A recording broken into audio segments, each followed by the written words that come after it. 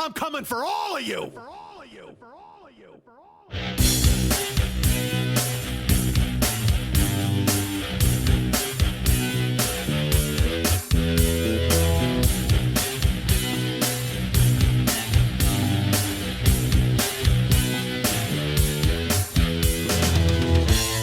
Right now, there's a 15-year-old sophomore in high school who has no idea they're studying nursing just so they can wipe my ass in 17 years. I'm 50 and single. That's a fantastic combination. I'm going to spend my golden years dating a handful of spit and a jug of Astroglide. Hey, what's happening? Mike Schmidt, 40-Year-Old Boy Podcast. I'm going to say this, folks, to start the show. Hey, Rory, how are you? Now, do I think Rory's listening at all? Do I think he'll ever hear me say those words on this show? Absolutely fucking not. There's no way Rory's tuning in to check that out. However, I told him I would say it, and now I am not a liar, goddammit. Because here's what happens sometimes, folks, in your life when you're, a Uber driver by night, but a podcasting superstar by, I couldn't even say it, a podcasting superstar by day. Inevitably, you'll get people in your car, and they'll sit down, and they'll be like, hey, hi, and I'll go hi, and then I'll give them the speech about the heat and the air conditioning and the windows, and then I'll tell them if they want to change the radio or the music, and then it's a small percentage, but there's certainly a percentage every single night of people who go, hey, you have a radio voice. You should work in radio. And, of course, my standard answer to that is, well, you should tell this town. Please, feel free to call Captain of Show Business and tell him that you've got a radio guy right here in the car. And not radio, by the way. I don't want to work in radio. I mean, I would. Fuck that. Of course I would. Because I'll tell you what, don't think that I don't drive around all the fucking time listening to radio. Satellite radio, certainly, but still radio. And I think to myself, I could fucking do that. Like even talk radio, like ESPN and all that kind of shit, dude. Just get me in there throwing fucking bombs, talking shit about the NFL and everything else. That's the guy I should be. I should be doing, maybe I just do that. Maybe every week I do a different podcast on a different topic. Because God knows I can't get Rory to listen to this one. Maybe Rory's related to Cory. You ever think about that? Wasn't Cory the Depeche Mode dude? I got Cory in Depeche Mode, Rory in my Uber telling me he's going to listen. I'll tell you what, if Maury Amsterdam comes back from the grave, we know the show he's going to ignore. Certainly this one. Cory, Rory, and Maury. That's the podcast they need to start. Although I go Rory, Cory, and Maury because I've actually met Rory. And Cory was just a sign in the window, and Maury is a dead guy from the 60s, who I'm sure other people love. And he's one of those Borscht Belt idiots who's out there eating liver and onions and telling bad jokes about his mother-in-law. Get the fuck out of here, Maury Amsterdam. Stay dead. You and your ghost. Fuck that. I got news for you. I'm going to call the Ghostbusters. Maury Amsterdam, you ever show up? I'm calling the male Ghostbusters. I'm calling the chick Ghostbusters. I'm calling the cock Ghostbusters. I'm calling the pussy Ghostbusters. They're going to team up. And they're going to master blast you back into the fucking realm with Slimer. You'll eat hot dogs in a hallway, and then you'll get fucking thrown by hot dogs in a hallway. That's like a porn thing, right? It's like it was like sticking a hot dog in a hallway. It's when you fuck a girl with a giant pussy. And by the way, I didn't coin that phrase. Don't fucking yell at me. I just know I've heard it before. It was like throwing a hot dog down a hallway, which says a lot more about the guy with the hot dog, quite frankly. Because a hot dog, take that thing out of the package and look at it. Girth-wise, you're doomed, man. That's not fucking swinging at all. You got nothing. You're working she doesn't have a hallway. That's like, you know what it is? That's like throwing a fucking hot dog down a sink drain. No, because that'd fit perfectly. Yeah, you know what? If you took out your little plug stopper there in your drain and you took a hot dog in there and you just was like, yeah, oh yeah, fuck that sink, hot dog. Fuck that sink, hot dog. That's going to come after Rory, Cory, and Maury. Look at me. I'm building a whole summer schedule. These are all summer replacement shows for the 40-Year-Old Boy. We're going on hiatus. I don't know if I've told you guys this. But tune in for weekly viewings with Rory, Cory, and Maury, and then fuck that sink, hot dog. Oh, that's going to be great. And remember last week when we had Fat Fucker at the bottom of a bog? Dude, I got all sorts of shows. Do me a favor. I'm alone again now because I'm in Los Angeles. I was earlier in San Francisco at the Fearful Jesuit compound. Although I'll tell you this, he was no help at all in picking names for the fucking show. Normally, ideally, when I do these shows, if a listener's in the realm of my orbit, whatever the fuck you want to call it, if they're in the fucking room, I guess is what you'd say, they would be there. And then they would kind of be taking notes. So they would thinking, like, Maki did it. Everybody pays attention. But the thing's also, it's a goddamn laugh riot. And then everybody realizes just how hard Lily's job was because I was knocking her on her ass with laughter. And then she couldn't work the fucking Sharpie and the yellow legal pad. She'd have one possible name. And I go, there were like 5 different names. She's like, oh, I was busy wiping tear out of my eye. Because not multiple. She had one tear in one eye. I was busy wiping tear out of my eye. Why did I say that like a fucking Indian, weird Native American guy? Oh, me wipe tear out of eye.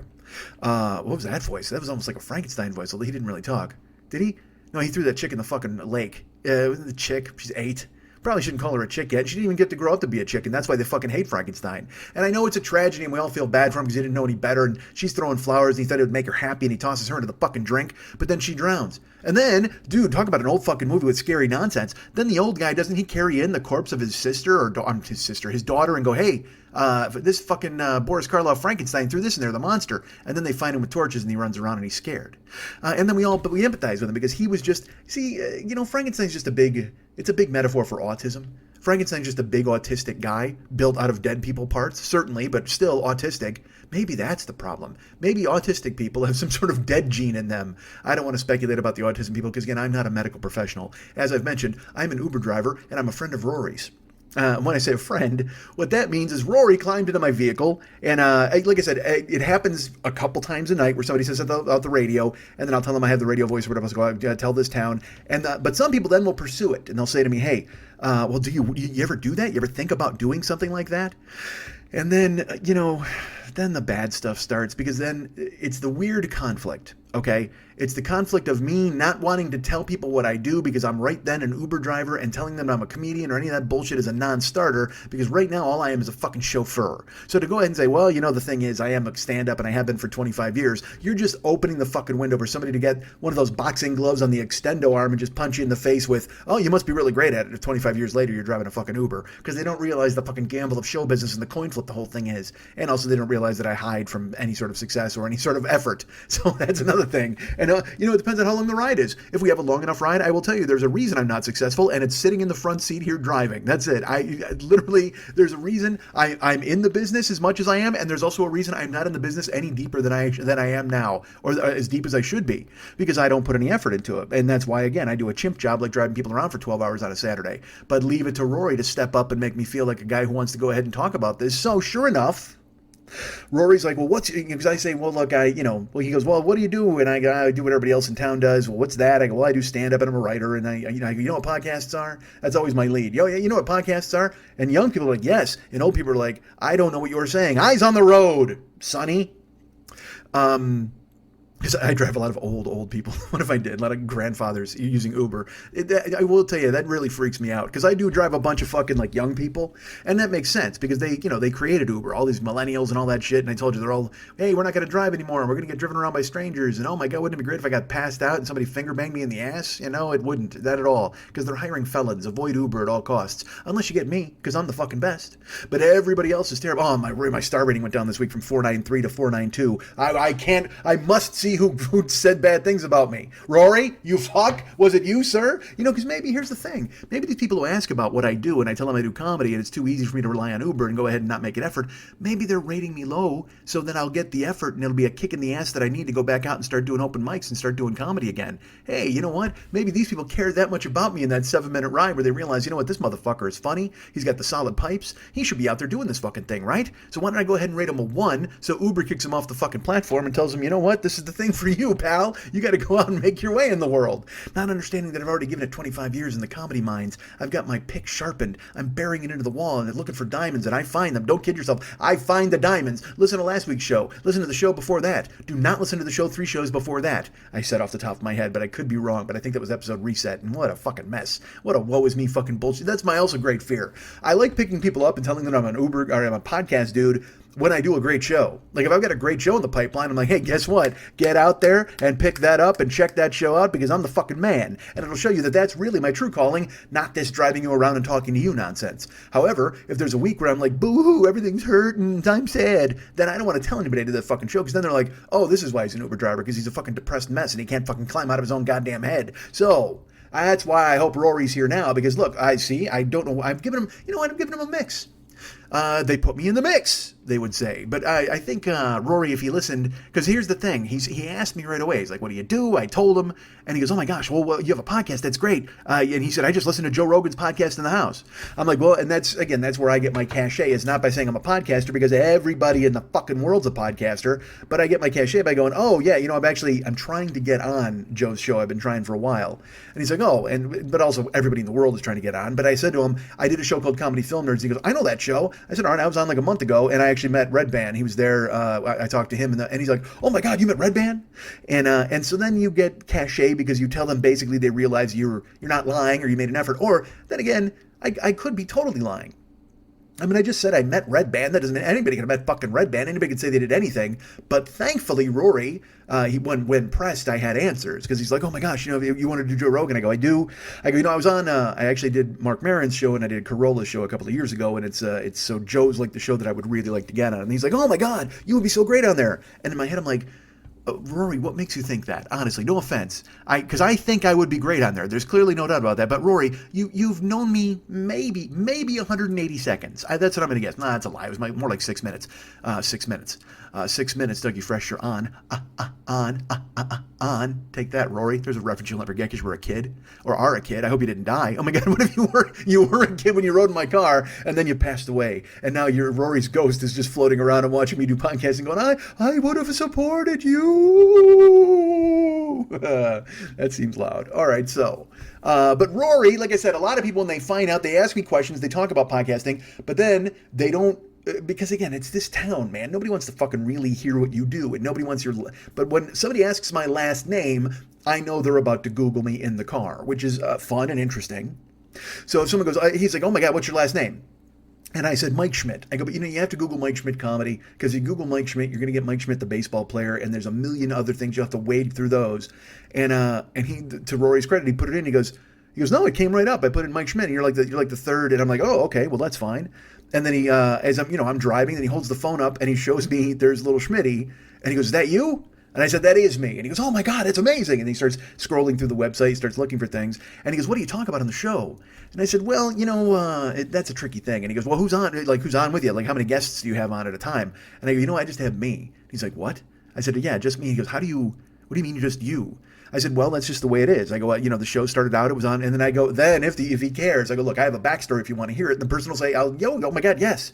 So then I tell him it's never not funny, and then getting fired and sitting out for a year. This has to be a really long car ride, by the way. Otherwise, I skip to the chase, and I just go, yeah, it's just me talking about my life. I used to have a producer, but now she's gone, and now it's just me sitting in a fucking room talking to myself. And the thing that I like, that I want, the thing I'm looking for is for someone to go, holy fuck, that sounds hard. Like, that's really... Oh, and that makes my night. I don't give a fuck if you even think I'm funny or I'm good at it or whatever. Because again, you could make the leap and just go, oh, you're by yourself. Well, you must not have any friends or co-hosts or whatever the fuck. And I get that. I would see that totally if you went ahead and made that jump. But what I like is when people go, Jesus Christ, how the fuck do you talk by yourself? Like I couldn't even talk with like another dude. And then I just go, well, I don't know. That's just the way it's always been. And I go, and by the way, and I always throw in, I go, by the way, you might fucking hate it. Like, you might give it a chance, and you'll just be like, holy shit, this is awful, because you don't want to hear one guy talking, for fuck's sake. I go, but, I had a producer for a while, and she was kind of an audience, and it made it easier for me to spin off, but this year's been kind of an adjustment. And then they're like, then it's the nuts and bolts, and nobody fucking cares, except Rory. Rory was right there, and he was like, oh, okay, great. He goes, so what show, like, if you were going to recommend a show? And I go, I'll tell you what, this is a good week to get on board. I said, and here's the deal, Rory. If you go and you listen to this show, and I go, but the thing is, I got to tell you, it's about 2 hours, it's almost 3 hours long. And he's like, what? I go, yeah, it's about 3 hours. He goes, well, Rogan shows like 4 hours sometimes, but I mean, he's got guests. And I go, yeah. He goes, so it's just you for 3 hours? I go, it is. And he's like, how does that work? I go, dude, I don't know. I couldn't explain it to you. I said, I just open up a microphone and I start fucking talking. I kind of talk till I'm done. Sometimes I'm done early. Sometimes I'm done late. Most of the times I'm done late. And he was very nice. And he goes, all right, well, I'll look it up. He goes, but I don't know. Yeah, Jesus Christ, 3 hours. And I go, yeah, it's a weird window. And I've been on shows before where they try to keep it to an hour and they try to keep it in the time that someone would have to commute. But my show is more of a book than a movie. That's just the way it is. It's just, and I said that also we have a YouTube channel if you want to jump in there. They've got all these different fucking stories. All the shows are there and you can start from the beginning. And I go, Rory, look, I'll tell you what, if you listen and you like it or you want to give feedback, send me a note. You'll fucking find my website. You can, and I said to him, if you wanted the audio files, I'll send them to you, but they're on YouTube and you can grab them. And he was genuinely interested. Again, please don't think that I'm shoving myself down this guy's throat, which sounds really, really hot. But at the same time, it wasn't like I was like, oh my God, and another thing, I do this and I do comedy and you got to come see my show and blah, blah. No, you know me. I was more like, yeah, dude, if this interests you, because he only because he Googled me and he kept asking questions, that was the only reason I kept answering things. But the bottom line was, I said, Rory, he goes, how many often do you do a show? I go, I do a show every week. I said, we're actually in the 10th year. He goes, you've done a show every week for 10 years? I said, give or take like 10 weeks, maybe 15 weeks. I go, we do clips and stuff like that sometimes. I go, sometimes I've had the flu. I go, I have to throw in a fucking greatest hit show. I said, but if you go in and listen, I go, certainly the last 5 weeks have been up and they're good. And I go, these last 2 weeks were killer shows. And if you want to listen, that's great. And he goes, you know what, I might listen. I go, plus, I'll tell you what, if you don't listen until later this week, the new show comes out on Thursday morning. And he goes, will you say hi to me? And I said, pardon me? He goes, say hi to me. Will you say hi to me on the new show? And I said, do you swear you're going to listen to this thing? Like, I mean, are you on Facebook or anything? And he goes, yeah. I go, all right, you're going to have to post there's a fan club page for me. He goes, you have a fan club? And I'm like, oh my God, yes. It's ridiculous to say, but yes, I have a website, I have a fan club, I have a podcast, I have all of these things that a guy like Rory is impressed by, and that made me happy. Because again, like I said, a lot of the times people hear I do a podcast and they're like, oh, that's great. They didn't even ask my name. They shut the fuck up because they think I'm going to go ahead and give them a fucking spiel. And little do they know that the last thing I ever want to do is tell them that I'm good or they should listen to me. Because, you guys all know that because you've been around fucking forever. But I'm not going to tell some stranger, you must listen. I'm really good. Because if I was that kind of guy, I wouldn't be driving them around in the first fucking place because I'd be off telling strangers in fucking dark rooms, hey, look how hilarious I am. Which I need to do going forward, right? That's the thing that we've all discussed. Then I should go ahead and get back on stage. And I'm gonna soon. But anyway, the point is, as I've now rambled fucking forever about a guy I met once who probably isn't even fucking listening. I guarantee you, I'm fucking guaranteeing it. But he's not going to leave anything at Joker's page. I told him to email me. He's never going to do that. And I don't know why I'm pining away like this is some sort of missed Grinder connection. I mean, it's just a dude who was in the car who was like, you know why? Because I feel like if I get tricked into telling you that much about me, then you can at least give it a fucking day in court. And maybe he fucking hates it. I don't know. Maybe he just fucking disappears because I haven't heard from him since. And this was what? Sunday? Happy days. Monday, Tuesday. All right, Thursday, Friday. And then the weekend comes, rocking all week with you. Anyway... so it's not like it bothers me, but what bothers me about it is that I actually go to all the effort. Like if you ask me a bunch of questions and you want to talk about it, and you actually Google the website, you find that, you find the podcast, you start to play it out loud on your phone, and then you hear that my voice matches that voice. Then you're like, oh wow, that is you. And I'm like, well, of course it's me. Why would I lie? Like that's my favorite part of the depths it would take for him to Google me. Like, at what point would I stop him if I was lying? I'm claiming to have a podcast that does pretty well. It's done 10 years. Then I give him my name. He actually sees the photo. He sees the little Schmitty who looks like me. He looks up my website. Then he goes into the podcast app for iTunes. Then he finds, like, little Schmitty there in the little year 10 photo. He goes, that you? I go, it is. And then he plays it. And then my voice kicks in, and he goes, after the theme song, and he goes, well, oh my God, you have a theme song? I'm like, yeah. And he goes, and then the voice starts, he goes, that is you. And I'm like, yes, it is. Where would I lie? How would I have lied? And at what point were we playing this fucking weird-ass podcast liar poker roulette where I'm gonna wait till the voice kicks in? I'm gonna let the fucking theme song go? Because am I just pressing down on the gas, hoping to get him to his stop before he finds out that I'm a charlatan and I made up the fact that I have some mid-level podcast? How fucking weird would that be? Hey, I've been doing stand-up for 25 years, and I've had a podcast for 10. Really? I'm going to look it up. Oh, okay. What's your name? Mike Schmidt? Oh, like Mike Schmidt? Yeah, but Mike Schmidt... all the fucking speech about Mike Schmidt comedy, and like it's patterned and rehearsed, but I guess, you know what? A really good liar has his own fucking story rehearsed. So I suppose maybe... I don't think Rory was bluff calling. There's no way he's bluff calling, but at the same fucking time, it was just so... It was cute to see his wonderment every time something would happen. Oh my God, you have a theme song? Oh my God, you have a website? And then he's like, oh my God, that is you, when my voice kicked in. And then he listened, and I even said, I'm like, are you going to listen? We got 4 more minutes. Are you going to listen to it? I go, you should really listen to it from the beginning. And he's like, I'm gonna. And I'm like, all right. And he goes, but will you say hi to me on the next week's show? I'm like, yes. I go, but what if you wind up hating this week's show? He goes, oh, there's no way, dude. You're a cool guy. You seem like a really cool dude. I'll bet I like it. I go, well, talk to me in hour 3. Once it kicks over into 2.5 hours, 2 hours and 50 minutes, and then you're just like, meh. I go, but if you want, what you do when you listen, you go ahead and write me, and I'll send you, like on YouTube, I'll show you the links to episodes that were kind of like a big deal or my favorites. And he was a sweet kid. He was very nice. I have no idea if he's listening, but if he is, hi, Rory. And if you're not listening, fuck you, Rory, for putting me through all that rigmarole and jumping through the hoops, because the last fucking thing I ever want to do is tell anybody about me or what I do or how good I am. As we all know, I'm just Punxsutawney Schmidt. That's who the fuck I am. I hide in the dirt until one day a year they pull me out. I look to see if I see my podcasting shadow, and everybody goes, he does have a shadow. Oh my God, that's so cool. Hey, that is you. That's so good. And then I run away. I hide in a hole again for another fucking year until 4 more top hat dudes come out and pull me out, and then Bill Murray eats 47 pounds of pancakes. Fuck, man. Punxsutawney Schmidt can't be bothered. I can't be coming out every goddamn day and going, ha, check out the shadow. Because seriously, if Punxsutawney Phil comes out every day and goes, shadow, everybody's like, fuck you, rat. That's it. He's a groundhog on that day because they pull him out. They give him a bunch of cool-ass groundhog food. He sees a shadow. Like I said, all the monocles pass him around. They all touch him on the groundhog ass, give him a little spank, and then he goes back into his, like, cushy environs. And he's gone for a year. You don't think about Punxsutawney Phil for a goddamn year. Now, conversely, if Punxsutawney Phil came out every fucking day and he was like, bah-ha-ha, shadow, you'd just be like, fuck you, rat. Get out of my face. It's already sunny. Summer is here. And the time is right for killing groundhogs in the fucking streets. So stand out of my fucking way, rat. So that's why I can't. That's why I'm on Punxsutawney Schmidt. I come out once a year and I go, hey, or once a week. We'll make it once a week. I come out once a week and I'm like, hey, this is a show and it's funny and I do this. And then I tunnel back into the earth and nobody hears from me. It's just me and the mole people and a bunch of dead guys as we tunnel through the dirt and we occasionally come next to a coffin and we have to go underneath it. Because God knows I don't want to smash into a coffin. And I'm not going over it. You got to go under a coffin. Although that's, you know what? Now that I think about it, I've been doing this all wrong. When I dig through the subterranean tunnels with the mole people and we come upon a coffin, we always tunnel under it. That's no good. That's no bueno, because you know what? The fucking coffin then is going to break. It's going to fucking, because we dig through like the middle kind of, right?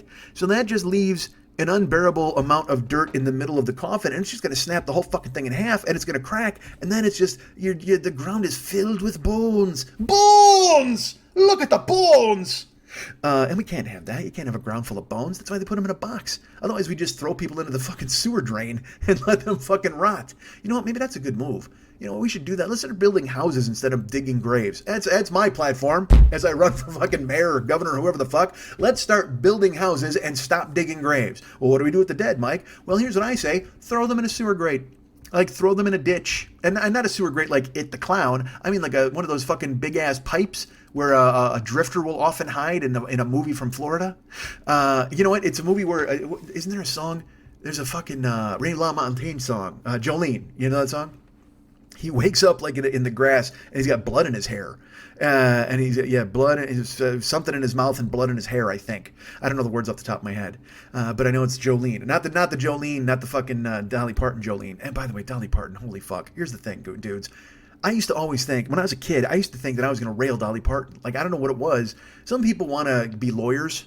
Some people have goals in their life. They're going to go to college. In my brain, I always I'm going to fucking rail Dolly Parton. I have no idea why that was a possibility. Because I've talked on here before about, like, Pam Anderson and chicks like that and fucking Anne Margaret. And you're like, oh, I'll meet them on the way down. But Dolly Parton, for some reason, that was just... That was, I hate to say it, that was my Mount Rushmore. That was my white whales, I guess you'd say. But there was something about her where she was, and I think we all know what it is. I mean, it's what they are, I suppose. When you're a kid, certainly that's the appeal. But I also, like, not only, this will sound really weird. I thought Dolly Parton would be really nice to me. Not just, even as a kid, like, I wanted to have sex with her and see her naked. There was this weird animal desire. But also, there was a part of me that just, I literally wanted to lay my head between her tits and just have her, like, stroke my hair and just go, aw. You know what I mean? And I thought she would do it because she seems so sweet and nice and, like, the world's best girlfriend. Doesn't Dolly Parton just seem like the world's best girlfriend? And I know people are out there going to be like, oh, she's trashy and she got wigs and she got weird fucking nails. Yes, but she cops to it and she admits it and she's like, hey, this is who I want to be. And then I just found out recently, get this, Dolly Parton apparently, from what I've heard, she's got tattoos like all over her body. Like, how weird is that? Because she comes out dressed in, like, normal clothing and stuff like that because she always got long sleeves on. Or she'll wear, like, a slit skirt but not too much showing. And apparently, like, she's inked up all over the goddamn place. So Dolly Parton, as sweet as she is, as America's girlfriend as she is, when you get her naked, not only are you staring at two fucking perfect tits, but at the same time, you're fucking an MS-13 gang member. How fucking great is that? You're going to work on a chick who looks like she took a blood oath. I can't fucking wait to do that, man. Just fucking put those little tiny feet on my shoulders and then just fucking, I'm sure she's got those, she might have those, like, the stockings, the little bow tie stockings on the back of her thighs. Woof.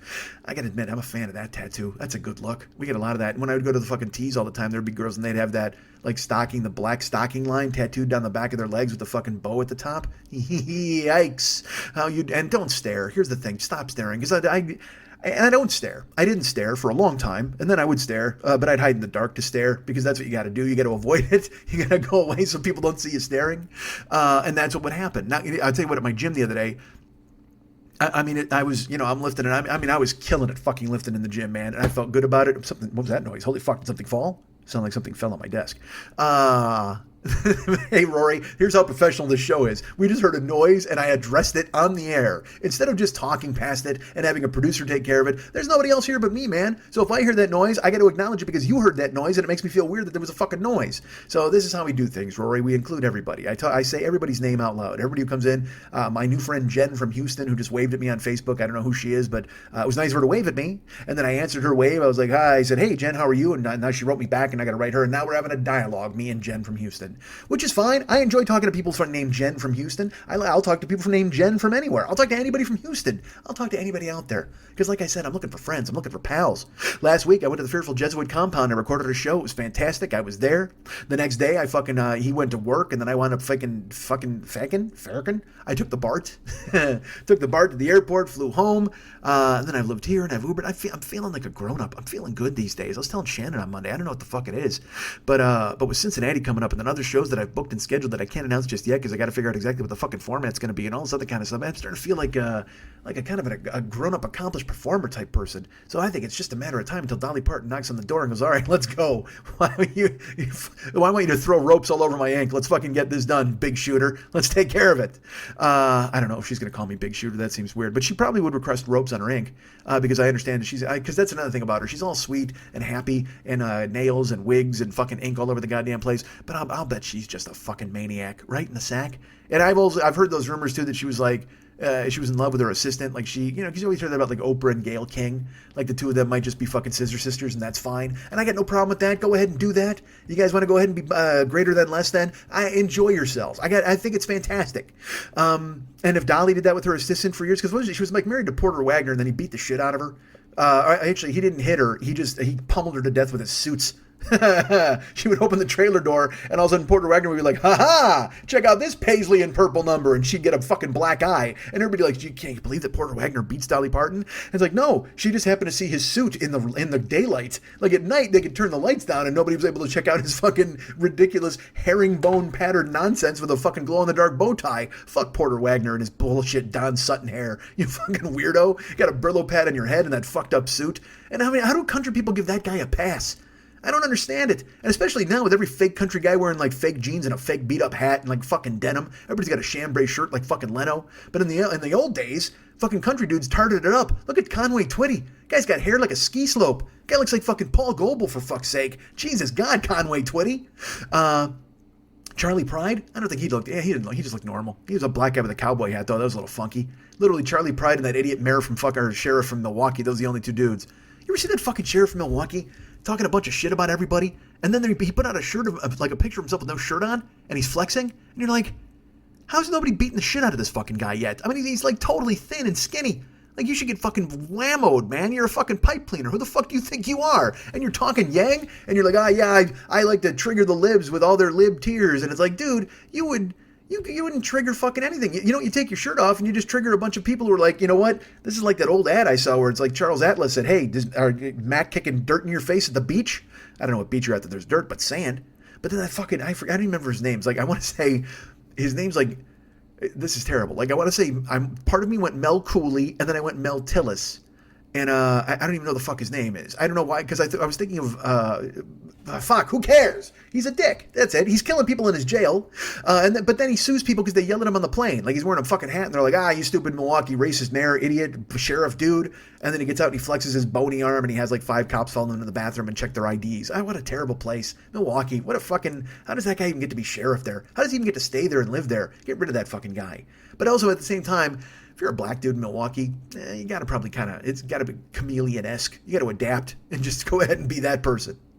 All right, see, Rory, this is the thing that happens. Sometimes we run into a wall. We go ahead and we're talking about one thing. Look at this. We had a pleasant discussion about Dolly Parton naked and me going down on her. And then the next thing you know, we're in a Milwaukee jail watching a woman starve to death because the fucking toothpicked arm sheriff won't give her a goddamn orange. The fuck is that guy's problem? Christ. I don't feel good. And I should tell you that, too, by the way. I'm a little out of sorts right now, and here's why. Good dudes, fuck, man. You know what I don't like? Here's the thing you know about me. But I'll tell you, when I tell you this, you're going to be like, holy shit, why'd you do that? Because you know me. Dudes, I drank iced tea today. Oh, fuck, what the hell? Yeah, right?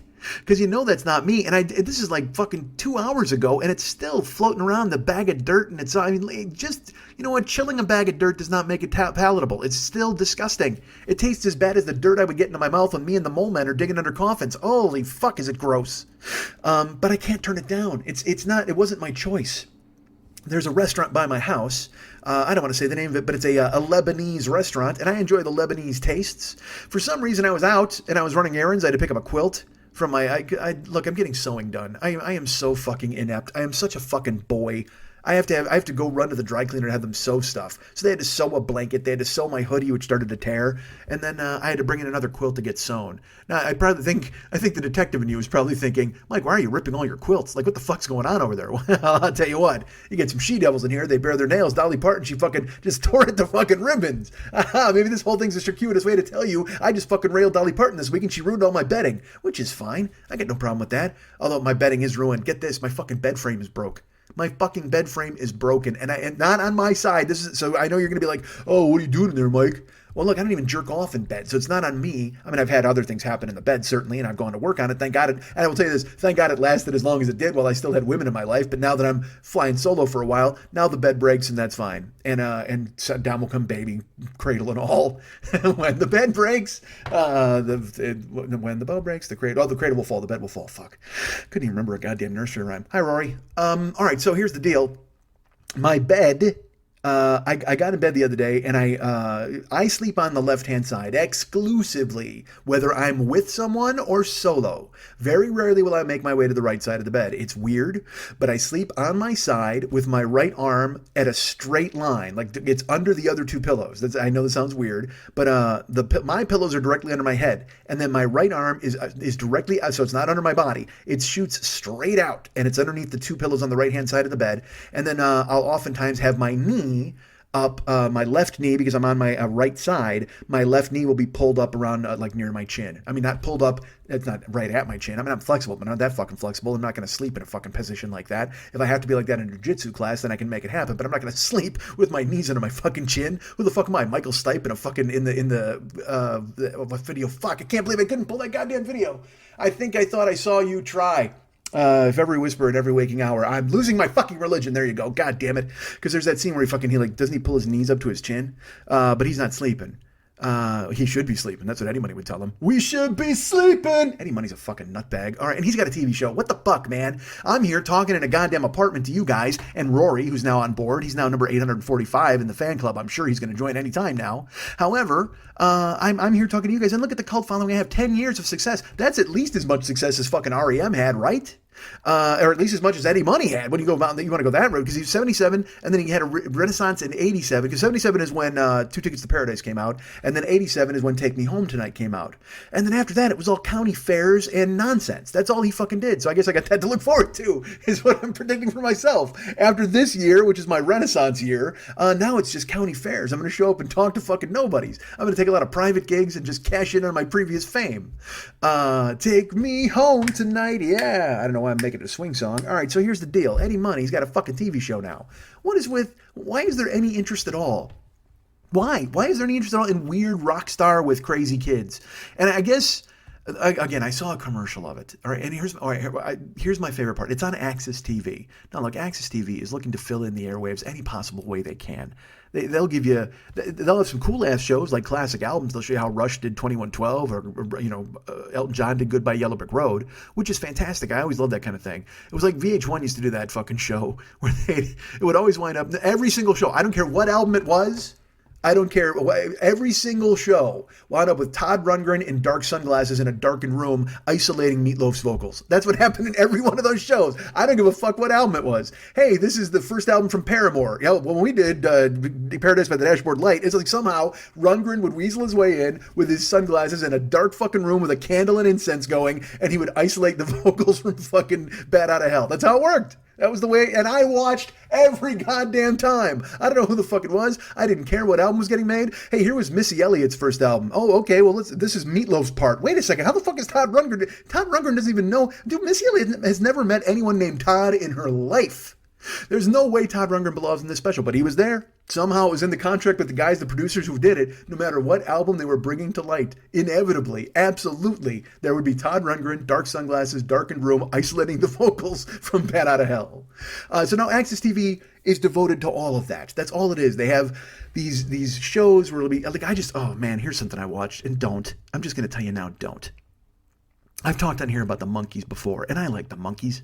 I've loved them like a child, as a child, and now as an adult, because they're such, it's the nostalgia heavy part of it, but also they're just these pop songs that are like 3.5 minutes long. And I talked on here before where I think it was Pat. It was like against, or no, it was, who the fuck was against? Oh, Max. He was against the Monkees. Like he was in Flavor of Don Kirshner, which kind of freaked me the fuck out. Anyway, but I watched the Monkees like now. It was like the Monkees from a thing called the Bomb Factory in Dallas, Texas, or Austin, Texas, and it was just.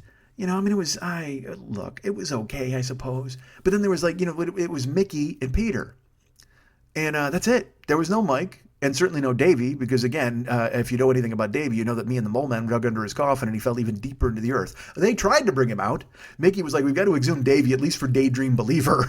They wanted to have his fucking corpse come out, fucking weird Moominshot style. They're going to strap him to a guy in just like a full-on black clothing and a toilet paper face, and he would just do a soft shoe with Davy Jones' skeleton on his body. He would look like La Parka.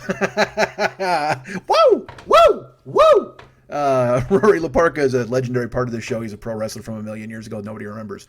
But he was literally, LaParca was a Mexican luchador who was a big fat dude in a skeleton suit and a skeleton mask. So that's what they wanted to do with this guy for the Monkees tour. They're like, let's dig up Davy Jones and have a guy come out and LaParca the shit out of him and do a soft shoe and a woo, woo, with Davy Jones' skeleton attached to his body. Now, I'll tell you what, if they do that, I'm in. I'm fucking on board for that show. By all means, crank out Davy Jones' skeleton, and I'm buying a goddamn ticket. However, if it's just, balding Mickey Dolenz and rape victim Peter Tork, I can't sit through it. I can't. And I think it looked like Peter Tork's kid was on the drums, or a guy who looked like Peter Tork.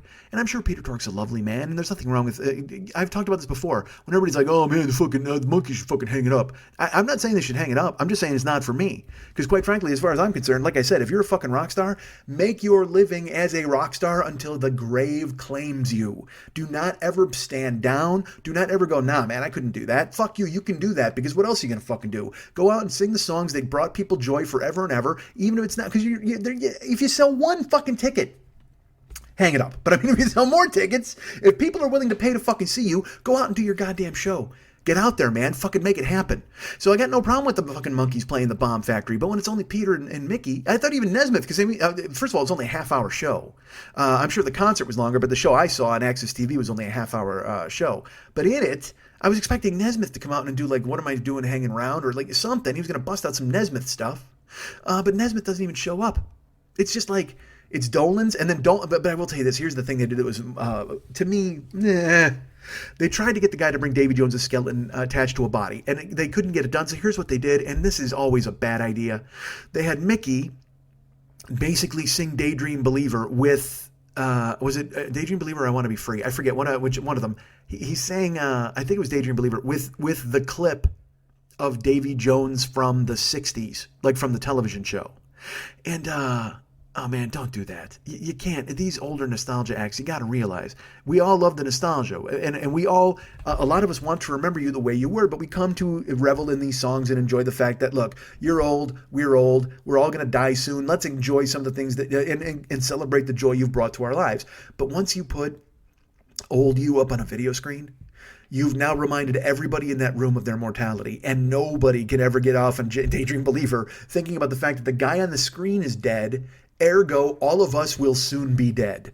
I mean, it's just a weird leap to ask people to go, yay, remember Davy? He's dead now. Let's watch a video of him. Oh, and by the way, this is the beautiful Davy from the 60s when you were all young. Remember when you were young and didn't think you'd get old? Take a look at yourselves now. Go ahead and look in the mirror. I'm Mickey Dolenz. I have to wear a hat everywhere because my hair took a fucking powder in 1981. But still, I confuse myself by wearing a fucking fedora or whatever the fuck and try to look like Sam goddamn Spade. Enough, Dolenz. You're not a fucking detective.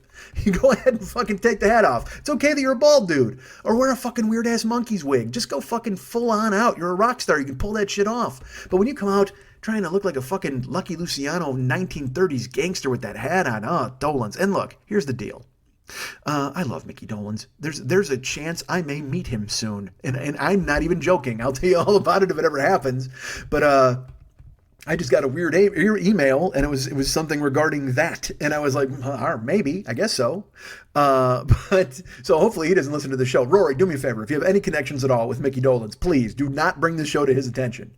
And I can't, and see, this kills it too, because now I can't tell Dolenz, if I do meet him, I can't tell him I'll do a podcast. Because he's going to be like, hey, you have a podcast? That's awesome. And he's going to Google me in the car and hold up the phone and goes, this you? Yeah, that's me, Mickey. Oh, that's great. And then he's going to put this show on in the middle of it. He's going to hear me calling him out for looking like fucking Al Capone. And he's going to be furious at me. He's going to go, I'm not bald. And he's going to take his hat off and he's going to be bald. And it's going to be embarrassing for all of us. So I should throttle down. And first of all, I'll tell you again, if you have any connections to Dolenz, please do not tell them about the show. That's not what this is about. That's like when you're on Twitter and some guy says something mean about somebody and then you at that person. That happens a lot with like fight guys that I know. I'll follow these MMA journalists and they'll say stuff like, oh man, John Jones is really fucking up. And then a fan will at John Jones in a reply and go, hey, John Jones, how do you feel about this guy calling you a fuck up? And it's like, what is wrong with your life that you had to do that? You fucking weird snitch. You weird Twitter snitch. There's no fucking reason for you to do that. But people do it. They step out and they try to create drama. It's like they all sick the roaches on one another, and that's how it is. And that's why I avoid it. That's why I hide in my house. That's why I hide in my apartment. That's why I just go out and take rides with Cory or Rory. I'd like to ride with Cory. I told you I saw Depeche Mode last year. We'd have a lot to talk about now if I could go ahead and drop that knowledge on Cory. Randy and I went to that show and had a great fucking time. But now, of course, I would have nothing to talk to Rory about except for my podcast, which he listened to and he hated. Oh, he's not going to fucking listen. There's no way he's listening. And if he was listening, he's gone now. Because the second I maligned Dolenz, he's like, I will not have you malign Dolenz. And I'm going to be like, Rory, you're like 20. And he's going to go, I don't care. I know who Mickey was. My fucking great-great-great-great-grandfather wore a hat like that. I'm sick. Oh, I feel so gross from drinking tea. I didn't eat any tea. I did eat tea because I got low T. So I eat testosterone all the time. Oh, I'm taking pills by the handful, folks. Don't kid yourselves. I went in to get a fucking treatment. I learned it from my junk mail. They're like, do you want to increase your testosterone? I'm like, no, I really don't. I mean, I think I do okay. I'm holding my own at this point. We've had a couple of misfires here and there, but I think everything seems to be fine so far. Everything's in full working order. I can go ahead and lift weights and I can stand upright. So I think I'm all right. I wake up with a heart on every 5 days a week. I was going to say every 5 days. That wasn't right. It was like 5 days a week I wake up with a hard on. All right. And you can set your watch by it. Oh, you ladies, you keep your cycle on a calendar and you go ahead and mark it all down. You're like, oh, I'm due for my period. I got news for you. I know exactly what I'm due for my hard on in the morning. I'm like, all right, that's going to happen at 8. And then I'm going to wake up and then I'm going to go back to sleep because when you're old, these sorts of things are like clockwork. So you wake up, you fucking run off a batch and you go ahead and hit the rack.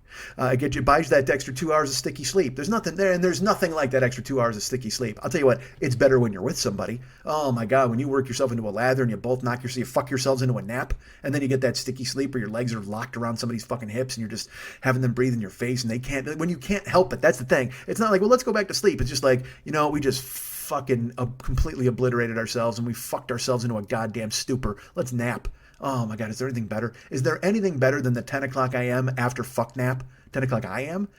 You know what? 10 o'clock a.m. That's actually the time. That's whenever the Black Eyed Peas go on stage. It says right on their rider. We go on stage at 10 o'clock a.m. That 10 o'clock a.m. after fuck nap it's just killer. Sticky. You're just fucking phenomenal. Hi, Rory. I'm sorry. You're a young person. You don't want to hear that kind of thing. Although, maybe you're taking fuck naps. Who knows, man? And I don't mean fuck naps like boo naps. I mean fuck naps like fuck and then nap. There's a comma in there. Fuck, comma, nap. It's a fuck nap, so that's one word. But then also, it's an action. And if you wanted to make it an action, it's fuck, comma, nap. This is my not safe for work schoolhouse rock. Fuck nap or fuck, comma, nap. Look, I'm just a podcaster. I'm only a podcaster, and I'm podcasting here on this microphone. But there's a lot of people in my car who ask me what I do. All right, so... you know what I do? I drink tea and I don't like it, and I come back to you guys and I tell you about it, and it's just grim. It's because I want, like, there were bad things to start out with. I forgot about Rory. I had to bring Rory up, but I mean, I drank tea and I've not felt right since. And also, I've got microphone troubles, dudes. I hope you're hearing me okay. I don't know if you are or you are not, but I will tell you this: my microphone, I can't travel anymore. I don't know what the fuck happens. I went to San Francisco. It was in a duffel bag, all right, and I wrapped it up in like 3 shirts, and it seemed to me to be stationary and fine. And I think the microphone itself is working. At least it looks like it's being picked up. I did a couple of sound checks. I did some testing of my voice, and it seemed to be fine. But what I'm here to tell you is that here, let's just do it. I warn you, this might be loud. Not loud like me yelling loud. I'm not going to make a noise. But here, this is me putting the microphone up and attempting to tighten the bolt. Okay, that's what happens, man. The bolt doesn't work anymore. So I'm lucky that the microphone itself stands up just enough to where I'm able to, it comes, and I think maybe the microphone was just tired of me making spitting noises into the podcast, and it just went, you know what, dude, we're not going to come that close to your mouth anymore, because you know me, I eat the fucking mic, man. I mean, I throat the fuck out of it. That's what I do. Oh, yeah, fuck that sink, hot dog. Fuck that mouth microphone. But I think maybe my microphone made an executive decision and went, dude, you're too close. So we can't come up that close to your mouth. Now, I could lean in and get this close again and do this sort of thing, which always seems like a thing I should do. But instead, I'm doing more natural things like leaning back and talking. And I back off when I'm going to say something loud and all that sort of stuff. Look, here's how audio works, folks. If you don't know, I'm giving you oral lessons right now. Yeah, oral lessons. Oral lessons. Yeah, take it. Take that old fucking microphone down your throat. Fuck. Yeah, I couldn't throw up my microphone now because I'd just vomit tea all over my desk. Oh, fucking. So here's how I drink the tea. I went to the Lebanese restaurant, and it's a nice place. It's a gorgeous place. I was just out running an errand. I went to the dry cleaner. I didn't even finish any of this. I went to the dry cleaner to get all of my stuff was being sewn. So they sewed one blanket, and then they're sewing another quilt, and then they were sewing my hoodie, and now they have to sew another part of the hoodie because it looks. I can't. It's my favorite hoodie, so sew it up. And then I was heading home, and I'm like, well, fuck, I might want to get some lunch. So there was a Lebanese joint, which I love, and I haven't eaten there in a while. So I popped in, and all I was going to get, folks, and I usually don't do this. Usually, I'm a shish tawuk man. I'm a kafta man. And I go ahead and knock that down. Sometimes they'll have a fucking okra and beef stew. Oh, I'll do that. But again, it was like 78 degrees here today. So it's not stew weather. I'm avoiding that stew. I mean, it's stew look weather, certainly, because all weather is stew look weather. But getting an actual bowl of stew, I said, no, I can't do it. But then for some reason, when I parked outside this joint, in my brain, I went, you know what I want? And I haven't had in fucking forever? Falafel. I like a fucking ball of fried chickpea. I'll get that fucking stuff and knock it down.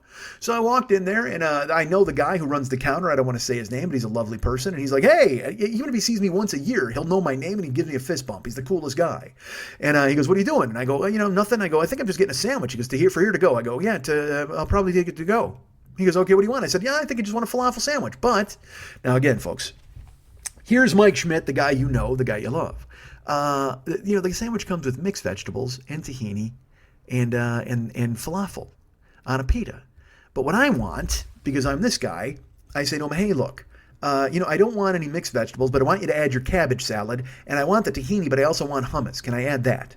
And every time I do it, he looks at me and he goes, why don't you just get a falafel plate? I'm like, I don't know, should I? And he goes, yeah, man, you get the hummus, you get the tahini, you get the cabbage salad, you get rice, you get the whole deal. And it's just like $5 more. And he goes, because with me charging you for the cabbage salad and then me having to charge you for the extra hummus, you're going to be paying $9 for a sandwich that you could pay $11 for a plate. And I would do it. I'm fine. Let's in. And he, by the way, when I walk in, he sees me. And like I said, he's a really good guy, knows my name, gives me a fist bump, but he also gives me an iced tea immediately. Like he just gives me a small cup of iced tea. And I feel stupid turning it down because he doesn't ask, hey, would you like an iced tea? He gives it to me. It's ready for me. It's as if he's my fucking Lebanese restaurant wife, and he's so ready for me. Restaurant? Did I say? I'm going to go Barbara Walters there. He's my Lebanese restaurant wife, and he's right away getting me my drink and my slippers and my fucking Lebanese pipe, and he's like, sit down, man. We'll get you some fucking chickpeas. It'll be perfect. You want kofta? You want chickpeas? I got it squared away. But first, drink this free drink you hate. Which is fine, and that's the thing is I can't turn it down. And I will say this, the first time he ever did it, he gave me an Arnold Palmer. And I swear to God, I talked about it on the show because I'm not that guy. Like, I want nothing to fucking do with it. But if you put lemon in anything, I can choke it down. That sounds filthy, but that's true. You know what? Let's try it. If you cover a cock in lemon, maybe there's a way I could work it down my throat. I got no fucking idea. I like lemon. That's my point. So if I like putting a shot of lemon on my eggs. I put lemon all over the goddamn place. But if you put lemon, so he gave me this fucking Arnold Palmer, and I sipped it, and I was like, actually, you know what? The lemon makes this palatable. The dirt is like a mere aftertaste. The lemon overtakes it. I like the Palmer. I don't need the Arnold, but that's fine. I can choke it down. So that was the first time I ever did it. But then ever since I've gone in there, he just gives me a cup of tea. And I feel stupid going, hey, can you give me a shot of lemonade in this thing? Because then I'm ordering a fucking drink that I didn't really want in the first fucking place, but also I'm looking his gift horse directly in the Lebanese mouth. And I can't do that because then it's going to swear at me in Lebanese and give me like a Lebanese whinny and give me a Lebanese fucking two-hoofed kick right in the goddamn chest. And then I walk out of there upset, saddened, and just with a bag of dirt floating in my gut. I can't do that. So So I've just choked it down. Like the last 3 times I've gone in over the course of a year, because it's not like I eat there all the goddamn time, but I just drink it. And in my bread, I'm like, well, you know what? Just concentrate on the cold part. Just drink the iced. I'm not even drinking the tea. In my mind, the tea isn't there. I'm just sucking down the iced. But again, I'll be talking, and then he'll grab the cup and he'll refill it, and he keeps refilling it with tea, and I feel again obligated to drink it because it's a free gift, and I'm waiting for my falafels to get cooked anyway. So then I should get this, man. So he fucking builds the whole plate for me. He's like, "You want some garlic sauce?" I go, "Yes." He gives me tahini, hummus is there. He goes, "Yeah, man, this is a much better deal." So I wound up paying, I think it was $13, after tip. Or no, it was $15 after tip because it was $13.08, and then I threw in a couple of bucks tip. And then, and I know you're thinking to yourself, well, shouldn't you give more as a tip? Well, yeah, if you're eating there. I'm a 20% guy if I'm there, but for takeout, I always give a couple of bucks, $2-3. And it was just a fucking falafel plate. But I mean, I guess he gave me the tea. I guess I should have paid for that. Now that I think about it, maybe there's a reason he went down from Arnold Palmer. Maybe I only tipped him a couple of bucks. He's like, well, fuck, I'm not going to waste any lemonade on that guy. We'll see him choke down some goddamn tea because even he knows the tea is terrible. Maybe because that's what tea stands for. It stands for terrible. Maybe it's a punishment. Maybe he's like, the first time he gave me an Arnold Palmer, luxurious Arnold Palmer, and then I didn't tip enough, and he's like, well, fuck that guy. You know what? He only deserves tea from now on. And then he thinks it's kind of a nice gesture, but also it's a fucking terrible gesture. Oh my God, I hate it. But I gotta drink it. I can't just fucking walk away and just go, no, I don't want your drink. Because then it's gonna hurt his feelings. And this is a guy who knows me. I mean, I've been going in there for fucking 15 years. First time I ever went in, there was with Gil Martin and like 30 of his friends, and I just sat down and I wasn't gonna eat. But then I was like, well, I'll get something. And then I just ate it. It was a fucking revelation. It was so goddamn delicious. I'm so lucky. I've got 2 different like Lebanese kind of Middle Eastern food joints by me that are fantastic. There's a place I've talked about, Hyatt's Kitchen, and then this restaurant that I don't want to say the name because tomorrow you'll call him and go, hey, he doesn't want to fucking drink that tea, asshole. Quit giving him tea. That's what Rory will do. Rory will take an Uber over there and go, hey, man, no more tea for podcast host Mike Schmidt. Punxsutawney Schmidt, you don't drink tea. So I mean, if that's what he plans on doing, that's what he plans on doing. I can't stop Rory. Rory's a new guy. I let him, like I told you, I let the fans be fans. I let the fans do whatever they want. And if they want to roll over to that restaurant and yell at that fucking guy for giving me free drinks, then that's on them, and I can't stop them. That's how you guys do it. If you want to sculpt my head out of chopped liver, I can't argue. I take a photo of it and put it on the Joker's page. That almost sounds like I'm encouraging that sort of behavior, and I'm really not. I promise.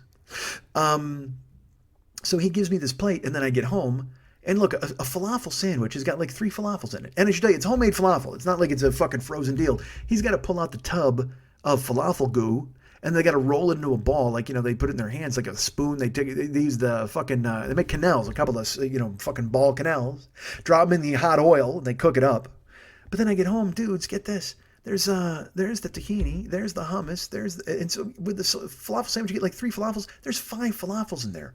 Jesus fucking Christ, I couldn't eat 5 falafels on a bet. It's just this monstrous amount of fucking falafel. And I'm staring at it. I'm like, I can't choke that down, or can I? Should I? Maybe I can choke that down. Oh my God, I just hit the fucking microphone. I don't know if I can choke that down. I got to think to myself if that's the thing to do. But then there's also the fucking, whatever. He gives me everything. Bottom line, no rice. There's no fucking rice in there, dudes. He said there was rice. Now look, do I need rice when he's giving me pitas and falafels? No, probably not. I don't need another carb. But at the same time, one of the reasons that sold me on the plate was he's like, yeah, man, you get rice, you get all this stuff. So I kicked in. So I basically spent $7 extra to get not rice. God damn it. And sick tea. That's what I got. Oh, I got 4 glasses of tea and no rice for $7 extra. That just sounds like a fucking mess. And no lemon. Oh, I paid $7 for no lemon and for no rice. That's what it was. It's my negative value. I paid $7 American for no lemon and no rice and plus tea. Oh, Jesus, that's disgusting. All right, so I'm a little still kind of greasy, grim from that, and it's kind of lurking around. But now look at this. The microphone's bad. I got a bad stomach, and I don't know what the fuck to do. And you know what? I need a new scrub. I'll tell you that. Fuck. I found this out. I think Bliss, my fucking, the joint who makes my scrub, this show's about nothing. By the way, Rory, I apologize. Usually I have a story to tell. I got no story to tell you. I'm just going to tell you that, my maid was here today and I need a new scrub. One that won't make me sick. One that won't make me laugh. Sorry, I can't even do it. All right. I just did that reference thing. Like, Rory's just like, I don't even get that. Why is that funny? It's not funny, Rory. I promise you. I apologize. All right. So I need a new scrub because I have, I told you I have a 3-way rotation scrub. I use the facial fuel from Kiehl's. And I've been using my Bliss Super Minty Soap and Scrub. But I think, and I always have a 3rd one that I use. But I've been using this Kiehl's apricot scrub, and it's ground up apricot pits. It looks like Honey Dijon mustard, like when you squirt it in your fucking hand, 'cause it's all yellow. But the thing is, it's not crunchy enough, man. I like a scrub, like my minty scrub. That is fucking beautiful. That's just like rubbing 2 handfuls of broken glass into your face, and that's what I need. I need something that scrapes off the old. That's the whole point of using a scrub, for fuck's sakes. So this apricot one is just like, oh, it gently exfoliates. Fuck gentle. I'm 50. No dice. You know what I need? I need something that's like rubbing baseball cleats into my face. It's like if football players went and did a fucking tap dance on the whole right around my lips. Just fucking, I gotta do something to scrape off the old. That's the whole point of rotating the scrubs. And now it turns out Bliss redid their whole product line, and I think they're getting rid of the super minty scrub, which that's the only scrub I found sufficient. So I don't know what the fuck to do. So I guess I'll throw it out to you guys. If you got a scrub that you like, I did this once with soap because they were going to stop making my soap, and then I wound up getting the Kiehl's fucking soap, which I use I found a Moisture Splash Irish Spring, which I enjoy. Good Lord, this show has deteriorated. A second ago, I was fucking Dolly Parton. Now I'm telling you about what soap I like. What a weirdo.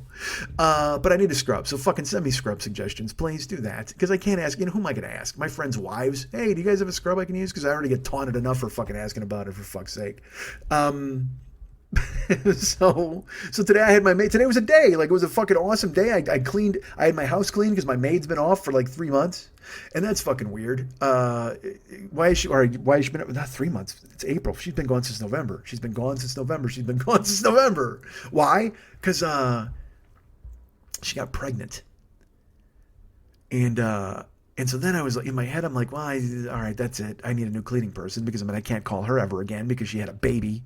Which, that doesn't mean that you can't clean things, but at the same time, what it means is I can't ask you to do things like that. I can't say, hey, do me a favor, come on over here and fucking throw out this garbage just after you squeeze the baby out of your fucking tiny vagina. Jesus Christ, what a monster I am. So I was going to move on. I was going to try to find somebody else to help me clean the joint. And by help me, I mean watch me as I sit on a chair with my headphones in and pretend to not notice that they're walking around cleaning shit. Hey, I never did finish the thing about my gym. I'm in the gym lifting the other day and I'm killing it, right? And where I was talking about staring, and a new client came in, a new trainer came in, and a new client, and the trainer had like fucking like pink skin on. It wasn't even leggings. It was just like so fucking tight, and you could see everything from the waist down. And then she had a girl come in. And they do this exercise, look, and I know it's an exercise that means things. I know it's supposed to be done. I know we all have muscles that we got to tighten up, and there's core work. But you could do Russian twists and sit-ups. You don't need to rest your back on a bench and then put a curling bar across your waist and then do pelvic thrusts in my face. Look, you don't have to do that. I do appreciate it. But Jesus Christ, is it hard to not fucking stare? And this new gym that I'm in, it doesn't have enough mirror angles. Like the other joint I had, it had all these like 4, 5. I had all the angles down. I could go ahead and snatch a fucking shot up a girl's shorts. And I know you think I'm disgusting, but who cares? You watch some girl doing sit-ups. You watch a girl doing this. I told you the bikini chicks who were in there fucking for their weight loss, their hot body contests.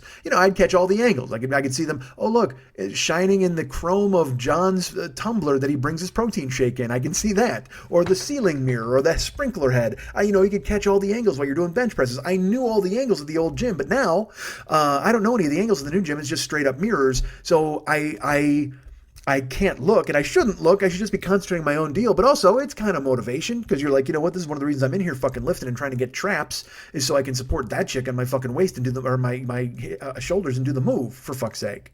But she's laying there and she's doing, and she had shorts that were. Like if a basketball player was wearing them, you go, holy fuck, the 70s are back. Like they were those kind of short shorts on a girl. And then but again, on a girl, she can wear those, a woman, whatever the fuck. And, but she's doing like, again, literally, like imagine if you were resting your back, your shoulders and your back on a bench. And then the rest of you was kind of like bridged. And then you put a curling bar, like 40 pounds across your waist and your legs were akimbo. And then you just started doing pelvic thrusts and to strengthen your core, I assume. Let's put it this way. I know one muscle that you were strengthening as I watched that fucking go down. And even John is looking at me like, dude, what are you doing? Dude, come on. Dude, seriously. And I looked at him and I go, I know, I'm not. Because I couldn't stare. But I was trying to find angles in the mirrors to be able to catch the look. Because, and look, I'm going to share this. Ladies, I do apologize, all right? I don't mean to be this person, and I hope you understand. But there is lust in men, and men look at women, and, you can watch a girl in really tight jeans, and you're like, oh, wow, that's hot. Or you can see a girl in, she's wearing maybe a thin top, and then maybe a cool breeze goes by, and it's like, oh, how are you doing? There are nipples on you. And that sort of thing is very exciting.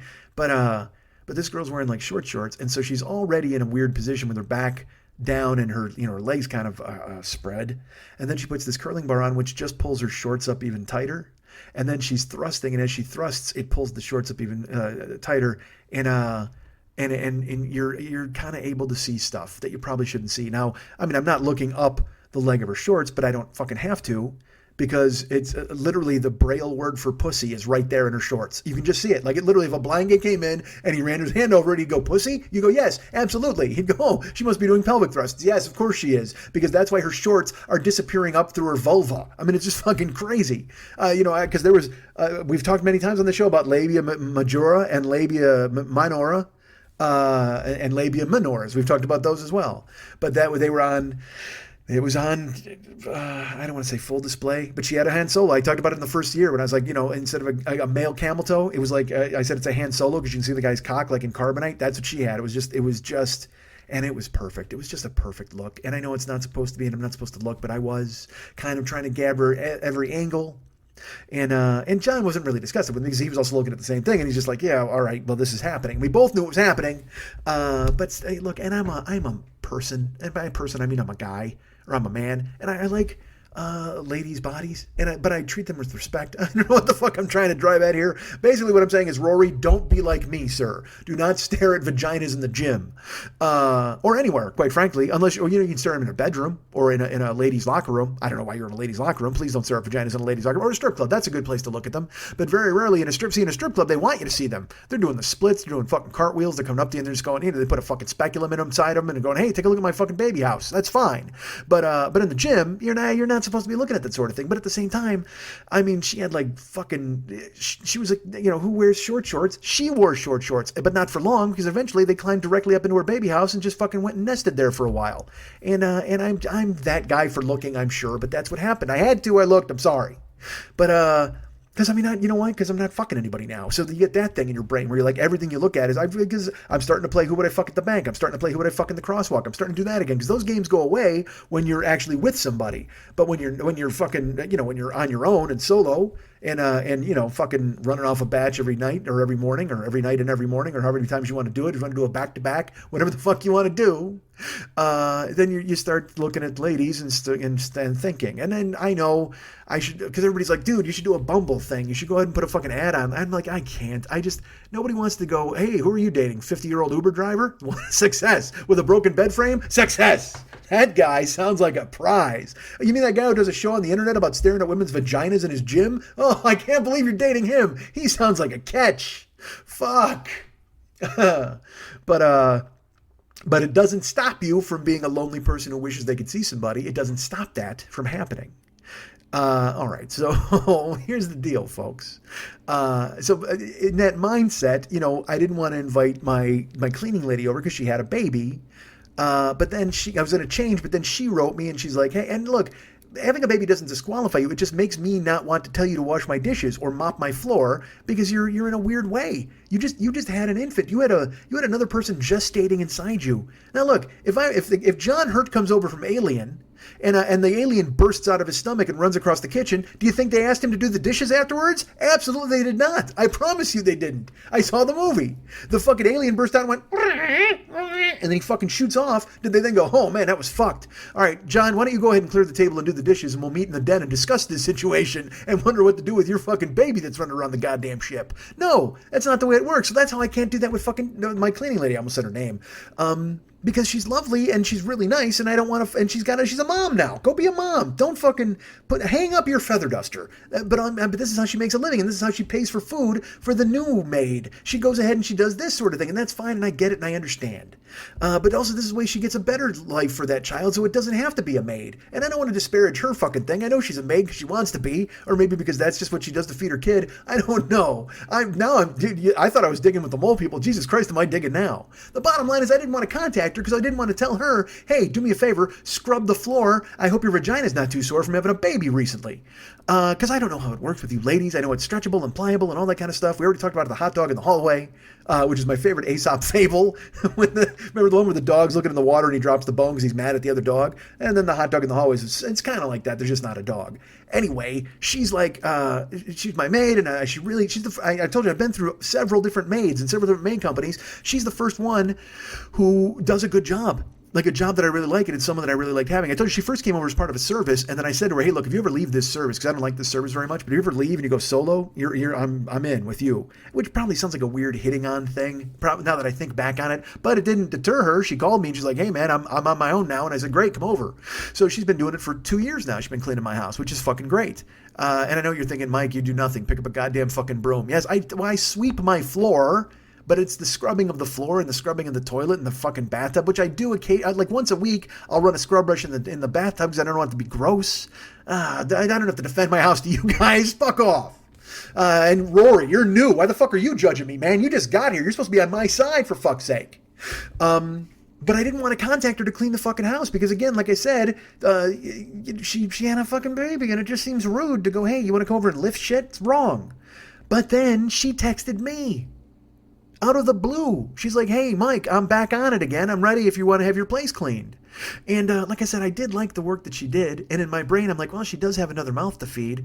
But also, I don't want her to have to come over here and do fucking hard work. And who knows? What if she's still got like baby stuff happening? I don't know how it works with you ladies. All of a sudden she's in there and she smells too much bleach and she reaches too high and then more placenta comes out and she faints and she's just lying there in a pool of blood in my fucking bathtub, in a pool of blood and leftover baby. I can't fucking have that. Because you know what? I got news for you. If she reaches up and then a pool of blood and a leftover baby and she collapses, who the fuck's cleaning that up? Absolutely nobody. Because she's laying there in it. I can't fucking call another maid, for fuck's sake. So then she's down for the count, and then I'm stuck. She bails, ambulance takes her, and then I just got to stare at their blood and leftover baby for fucking months until she texts me again, and she says, "All right, I'm back at it," but I'm never going to trust her again if she just squeezed leftover baby all over my goddamn fucking foyer. I don't have a foyer. So I didn't want to do it, but she texted me, and I'm like, she did a good job. And also, like I said, I want to give the baby food. I suppose that's what it is. I'm thinking to myself, it's not like I'm supporting her. I'm sure she has other clients, and they were probably all selfish and mean, because I'm a really good client. I meet her at the gate. I carry all the cleaning supplies and the vacuum into my house. I'm a lovely person, and I give her a little extra cash, a little boom boom here and there. I never know if I'm tipping enough either, by the way. If she's always grateful and very nice and generous, but I don't know if she's with rich people or giving her millions of dollars, but I give her whatever. I give her a spiff, and hopefully she's happy with it. But so I didn't want her to come back. I wanted her to go off and just fucking breastfeed her kid for the next 9 years and leave me be. I'll find somebody else to scrub shit. I'll find somebody else to scrubbing my bubbles. But she texted me, so I figured, all right, well, if she's back on the fucking horse, I guess I got to get her over here. So she comes over. Now let me describe this cleaning lady for you. You know, she is not of this. She's not Caucasian. But she's also not Latina. I believe she's a tiny young Latin American young woman. I don't want to say exactly where from, but then she always brings another friend over who, to help her, who doesn't speak any English whatsoever. And I think that woman's a Mexican. But my cleaning lady is, I think she may be Filipino. She might be Ecuadorian, could be Colombian. Look, I'm not going to narrow it down because I don't want you guys Googling her. Anyway, the point is, she comes over and she's only like, she's like 4'10", and that's not even an exaggeration. I mean, because Jill was tiny. Jill was like 5 feet tall. This girl's like tinier than Jill. Like if they played one-on-one basketball, I would, first of all, I would tell them to do it naked. That's what I would do because I'm that guy. But the point is, they're just like fucking, she's totally shrimpy. Now, the last time she was here, she was really pregnant, and when she showed up, it was like when she cleaned my house like a couple months before that, I guess, I mean, she wasn't really showing. Then she shows up in November, and I mean, I'm talking like she looked like that old Milwaukee Brewers Barrel Man mascot. Like because again, she's only 4'10", 4'9". So a 4'9" chick who's pregnant, man, it just looks like she's stealing a watermelon. I mean, it's just fucking craziness, right? Because she's like a normal shaped head and a normal shoulders, and then all of a sudden you get to the middle and you're like, Jesus Christ, that's going to burst open and 1,000 spiders are going to run all over the place. It's less, when it's someone that tiny, it doesn't look like a pregnant stomach. It looks more like an egg sack that's just like ready to go and ready to just fucking burst and throb. So then when she came over, then I felt fucking weird. I wanted to send her home. And at that time, I spent half the time following her around going, what should I do? Should I do this? I took the garbage out. I said, I'll vacuum, sit down. I mean, it's like that dude. And she's like, no, Mike, it's okay. I can do this. It's fine. But I still felt fucking weird. And that was why I went, all right, well, sayonara to this. I can't fucking make it happen. And I didn't say sayonara because she's Japanese. I told you she's from the Philippines. Anyway, the point is, this show should be called The Point Is, she fucking, she was too big in November, and I felt that I did half the cleaning with her. I mean, I just did that. But I also felt like a weird slave owner, which sounds fucking strange, right? Like I was like, ha, like Simon Legree pulling his mustache and going, you and your infant child will clean my bathroom. Oh, does the smell of bleach bother you? Imagine how your tiny baby is rolling around in your egg sac. He is threatened right now. Oh, let us spray some Febreze down your throat so as to clean up the baby house. Terrible. Like that weird fucking slave owner idiot. But then that's why I was like, I can't have her back. But then she texts and she comes here today, and I go and I meet them at the gate. She's very lovely. She comes in, and it now it just looks like a Halloween costume. Now it really looks like she just had like a barrel strapped pillow on her, around her, because now she's just normal. She's tiny, but also she's a tiny girl, and she's got boobs. You know, because I guess, I don't know if it's the baby or she always had them and I just never noticed. But she was wearing a tighter shirt this time than usual, and she was with her friend. And so now she comes into the house and she starts cleaning, and the other chick starts cleaning, and I throw in earbuds and I'm trying to work and I'm trying to do stuff. I'm trying to do some writing of emails and return things, and I had to listen to well, I'll tell you all about that later. But I'm checking on stuff. But then she would walk out, and this is so weird again. She was always just the person who cleaned my house. And then when she was there in November, she was like a science experiment. I'm like, Jesus Christ, look at this fucking pregnant chick. But then today she showed up, and I this is the fucking 13-year-old boy in me. Because she was pregnant, because she's not anymore, because she's wearing tighter clothes and she had big boobs, like this will probably be the wrong choice of words, but I don't give a fuck. I'm going to say it. I was forced to look at her in a sexual way. And I know you're like, no, you weren't. You couldn't have done that. And I'm like, and when I say that, I mean, I'd never noticed before. I swear to God, she was just the chick who came and cleaned my house, and she was nice, and because she's little tiny. I mean, she looks like she should be somebody's prom date. She's like so small. Not even 8th grade turnabout dance. Like if she asked me to the Sadie Hawkins dance, that would make sense. That's how fucking tiny. Oh, it wouldn't make sense. She doesn't feel that way about me. At least I don't think she does, because she had a baby by another man, and I'm turning her down. Honestly, I gotta go there. If she asked me to the Sadie Hawkins dance, that's a clear no, because you just had somebody else's kid, and I don't fucking get into that fucking mess. But it made me look at her in a way where you probably shouldn't be looking at any woman or your mate. Well, not that. I mean, I'm not fucking Ted Bundy. It's not like I was going to fucking hide her away from everybody and kill her friend. That seems like a leap right there. Why the fuck did I go right to killing the friend? Why wouldn't I kidnap both of them and keep them for myself? Because obviously one of them wants to fuck and one of them wants to clean my house. That's a lie. I think they both want to clean my house, and if they want to fuck, it's certainly not me. But when you sit there and you look at, she walked out of the bathroom to talk to her once, and they're chatting in another language, and I fantasized in my head, of course, that they were saying, isn't this big, strong man the best? Shouldn't we stay here and clean his apartment forever? Why don't we get naked and queer off for him? And I'd watch, and then I would, just maybe run off a batch and let them celebrate that, and they'd all roll around in it, and everybody be happy. I don't know why that's a thing. Jesus Christ. The point is, I'm looking at her. Oh my God, stop what the fucking point is. So I'm looking at her differently because she's wearing a tight t-shirt and she's got big tits. And I'm sure they're full of baby milk, which is gross. And I'm not a lactating guy, and you know this. Or I'm not a guy who's into lactation. Either way, I'm neither one of those things. I'm not a lactating guy, or a guy into lactating. I'm none of those things at all on that list. If you got a lactating list, shelve it, because you don't want to put my name on there. I'm off. Cross my name off immediately. If you're making out a lactating list, off. But, I noticed, like, she's, look, by the way, she's also dressed like Rosie the Riveter. I mean, it's not like she's here looking sexy to clean my goddamn house. She's not wearing heels. She's wearing, like, fucking Chuck Taylor Converse and sweatpants and a tight t-shirt and just tits bursting out of the fucking thing. And is that my fault? Is it my fault for seeing them, goddammit? You know what? If you didn't want to look like that, you should have dressed differently. Believe me, you could never use the defense, well, look what she was wearing, because this chick was wearing, literally like a Yola Tango fucking tight t-shirt, fucking sweatpants, and Chuck Taylors. This is all me. This is all my pathology and my wrongness. She had nothing to do with it. Not that you ever do. I'm teasing. We're having fun. But she would walk out to talk, and then and she got a little baby voice because she's also tiny, and she's like a little doll, and which is also then that says a lot more about me, because I do like petite with big tits. I'm certainly a fan of that, and I like a great ass. I couldn't tell if she had that because of sweatpants, but I'm sure she was wearing a thong under there. Why would she wear a thong, you stupid idiot?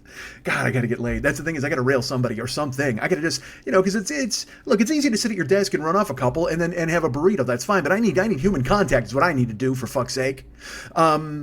Instead of sitting here telling you about how I wanted to rail my maid. What the fuck is that? And what kind of an example is that for Rory? How terrible is that?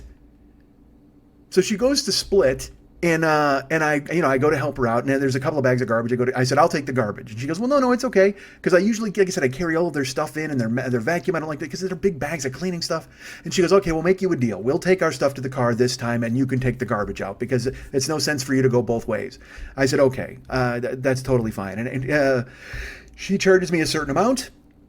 And then I always tip her like $20 on top of that. So I count it out and I hand her that. And then I get another 20 and I hand her that. And then because I was going to do it anyway, but I felt it was a good thing to do. And so I gave her another 20 on top of that. And I said, for baby. Because it was a nice way to, like I said, I'm helping her out. She's helping me out. And, I did a really good job of cleaning my 1-bedroom apartment. And also I got to stare at her for fucking 2 hours as she walked around and her breasts swayed underneath the fucking Yola Tango shirt. And all the whole time I thought to myself, I will Yola your tango, believe me. Or I'll Yo your La Tango. Or maybe you could Yola my tango. But they were pendulous and swaying, and even though they were full of dairy products, I could certainly think to myself that they weren't just that, and they were ready for fucking and whatever the fuck else you want to do with them. But I'm like, here's this, and then boom, boom for you and for baby. And she was, she blushed and she was very nice, and at the same time, in my head, though, I went, are you doing this because you're for baby? Because I had planned on it anyway, but also after having filthy thoughts about it for 2 hours, in my head, I thought, are you just in case she was psychic, are you trying to buy her silence with an extra 20 spot? Is that what you're trying to do, man? You think that you're going to fucking totally throw her off if she somehow was a psychic? Because maybe, again, like I said, they were speaking a different language. Maybe they were both psychic and they're reading my horribly dirty thoughts and talking back and forth like, we got to get the fuck out of here and take our mops because I don't know what he's going to do with them. Or actually, if he leave our mops, he's going to need them when we fucking leave. But I said, for baby. And I gave her an extra boom boom. And she was just like, oh my God, it's so nice, thank you. And blushed. But again, like I said, was it because I'm a good person? Which I think it was because I had planned on doing it anyway. But also, was it me possibly hedging my bets and buying the silence in case I have a psychic maid? I don't know. I should put up a poll. I'll put up a poll on all social media and see what people think. And hopefully Rory learns a lesson from this. Take this, Rory, and when you grow older and I just love the idea of this kid listening to this being his first show. I don't even think I finished the Eddie Money thing. He's still Googling Eddie Money. He has no fucking idea who that is. But he the whole time in the car, he's just like, wow, is that you? That's so cool. Wow, you got a theme song? That's so cool. Wow, that's your voice. That's so cool. And now I just picture him listening to the show and going, wow, you wanted to fuck your maid? That's not cool. You guys can get me, Rory. Rory, this is the standard ending, Rory. You can go now if you want. You guys can get me at MikeandMikeSchmidtComedy.com. You guys can be my friend at Facebook.com/the40-year-old boy. You can find me at Twitter and follow me. Do that. Don't just find me. Follow me at Twitter.com/the40-year-old boy. And also, hey, this will be for Rory because it's young people's Ville. I'm on Snapchat, Rory. Get that. Fucking get that, man. I'll take some sneaky surreptitious shots of my maid swaying throughout my goddamn living room and post them to Snapchat next time she's here. No, I will not. However, if you want to find me at Instagram and Snapchat, I'm there. Mike40YOB. That's Mike40YOB. Check me out, ma. I got social media accounts bursting. So that's Facebook, that's Twitter, that's email, that's Snapchat, that's Instagram, that's all of them. I'm there. Ryan Dirks does all the website stuff for this show. He's the coolest. Find him at Facebook.com/Ryan Dirks. Be his pal, be his friend. And you'll be hearing his name a lot more in the next few months as things are afoot and the gears are circulating. Emails have been sent. Texts are about to be sent. Oh, my word. It's going to be amazing. Giovanni Giorgio Peluso, superfan Gio, not super fan of me, certainly not after this week, but super fan of others. He's a guy that you want to reach out to because he's on Facebook, Facebook.com/Giovanni Giorgio Peluso. He's the coolest guy, helps me out a lot. He built our YouTube channel, which exists. I'll tell you a little bit more about that on the other side. Will I? Maybe I won't.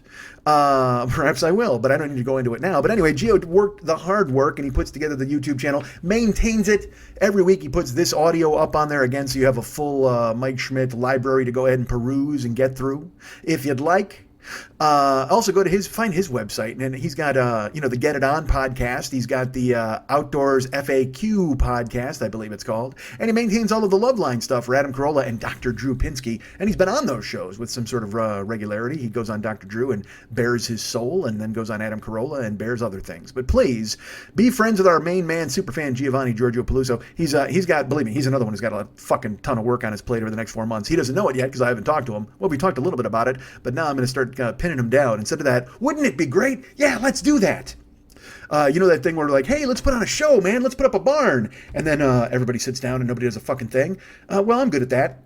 So I need to go ahead and whip a Geo into shape so he's by my side and he helps me out and he makes things happen. That's what I need. I need a guy to make things happen. He's my main man. Like at the end of fucking Velvet Goldmine when fucking Ewan McGregor looks at goddamn Jonathan Rhys-Meyers, he goes, I lost my main man. You could be my main man. Maybe Geo's going to be my main man. And he will get it on in my apartment as we figure some things out. Although he lives far away. But flying him in is not going to be a problem because I got that kind of dough. I mean, flying him in. That's how I do it, baby. I just pass. I get a little boom boom here for baby, for a plane ticket. I got all sorts of money flying in and out the goddamn door. So Giovanni Giorgio Peluso is at facebook.com/Giovanni Giorgio Peluso. Be his friend. Tell him thank you. He's the best. David Hernandez is all of the stuff for this show, all the stuff, everything. He does it all. He does the music, he does the artwork, all that important stuff that everybody loves. You can find him at facebook.com/David Mex Hernandez and be his friend there. Please get him on board with you and your friendship and tell him you love him. Tell him better yet, tell him you don't know how to love him. Hi. That's 2 weeks in a row, I think, for Yvonne Elliman to make an appearance here. Oh, who watched Jesus Christ Superstar the other night? I've seen a half hour of it, I think. 35 minutes, maybe. I don't know. I don't want to fast forward through it. I can't wait to see Alice Cooper. I'm excited to see Alice Cooper be King Herod. I'll talk about this on the other side, too. Look at all the things we got to do on the other side. Stick around, Rory. I told you to leave. No way, pal. I forgot. There's a whole other world of talking on the other side of this nonsense. But David Mex Hernandez is the coolest. Facebook.com/David Mex Hernandez. You can find him there. Also go to artbydmh.com, ARTBYDMH.com. He's there. He's painting things. He's sculpting things. He's making snow angels and taking a photo of it and signing it and pretending like it's art. He will do all of these things for you. You want him to make you into a meme? If you're willing to pay, he's willing to do it. If you go to artbydmh.com, you can find him there. He's got Valscapes, he's got Guy Cons, and he can do individual artwork of you. If you want to paint yourself as like a satyr, if you want to have yourself like, if you think to yourself, you know what, I want to be a satyr fucking a maid, he's going to paint that for you. That's what he can do. It doesn't have to be filthy. If you want to paint yourself like holding hands with Martin Luther King and Jesus, because Martin Luther King, it's a big week for him. Well, it was a big week for him. Probably the biggest week. I won't lie. It was probably the biggest week for Martin Luther King this week. So please, by all means, go ahead and hire our friend David to paint you in some fashion or sculpt you or paint you like one of his French girls. He can do all of those things, but you got to find him first, and I'll tell you exactly where. You go to artbydmh.com. That's on the internet, folks. ARTBYDMH.com. .com. You're listening to the 40-Year-Old Boy, and later, the sheep's in the meadow, my cock's in your mom. Sir Basil Wilmington, thank you for seeing us. My name is Mike. My partner Mex is off working on the love theme from Shit Brigade. I am pleased to meet you. In this scene, you are buried under Shit Mountain. It has just collapsed, and you need your Shit Brigade to bring their Shit Brigade tools to extricate you from your shit coffin. So I'm covered in feces? Almost a mile's worth of feces. Am I alarmed? Of course, you were shocked. You told everyone Shit Mountain would stand forever, and now you need your Shit Brigade more than ever. I have prepared. I am ready. Anytime. Great Scott! No longer is around the corner where fudge is made. 'Tis time to call the Shit Brigade. Good Lord, that was amazing. I have more. Really? Yes. Darling Penelope, we are covered in coal and butter. I loved it. I mean, that's terrific stuff. Thank you, Sir Basil. You have more? Yes, indeed. Are you ready? Please. By the Queen's corsage, it is a fudge dragon, mud monkey, chocolate grumpy, ass cracker doby, a sphincter mouse, gangster dump, Buckingham shitlog, Schitt's Krieg, a limey loaf, pinched one Churchill, a double-decker is rolling through Shittadilly Circus. Thank you. God. Thank you. Sir Basil Wilmington, you are our Captain Isaac Scat. Want to remind you folks about nothing. It's in my brain all the time when I start this segment. I want to remind you folks about something, and then there's nothing to remind you of. Well, sponsors. You know what? I'll tell you that. I'll remind you we've got sponsors. Somebody sponsors. Plenty of sponsors, including our friend at the Mitten, Jerome, with his getthebutters.com. You can go ahead over there and use the code 40YOB, 40YOB. Use that code, and you can save on butters and balms and lubes and bombs and masks and loofahs and scrubs and beard oil and all sorts of nonsense that he's got over there. And, I told you I'm looking for a scrub. Perhaps, Jerome, you can make a scrub with a lot of crunchy shit in there, like throwing some fucking gravel from the driveway or anything, because, again, I got to scrape off the old. So please, frequentgetthebutters.com. Use the code 40YOB. Buy all sorts of cool-ass stuff. We get some money off of that, and then Jerome gets to sell his products that he's sitting in a log cabin right now in the Mitten, because it is still fucking fucking snowing in the Midwest, which I don't get. In the East Coast, or I should say on the East Coast, and in the Midwest, it is still snowing. And it's going to rain here in LA this weekend, and I know the weather is boring to talk about, but holy fuck, can you believe it's snowing? I mean, if you're living there, it's got to suck. I have friends who send me stuff on Snapchat, and they're just like, dude, look at this. It's fucking April, and I'm laughing because, I mean, it's still 65, 70 here. So I was 80 last week. Oh my God, it was great. It was so warm. It was so hot. I took my shirt off. I ran around outside. A lot of that isn't true, but it was still 80 degrees here in LA. So hopefully the sun comes out and visits you guys and you can lose the snow. But still, that doesn't mean that our friend Jerome isn't going to be working hard at getthebutters.com even when the sun comes out. I mean, sure, in the snow, he's locked into his log cabin, avoiding cougars and bears and all sorts of other fucking animals as he goes ahead and churns up some beard oil in a Dutch oven on top of a stovetop somewhere. And even in the summer when it comes out, he'll just move outside. That's where he puts out all of his real hard work. He makes me a scrub using some pine cones. He crunches those up at a kid's wading pool and throws in some vegetable oil. There you go. Boom. Facial scrub.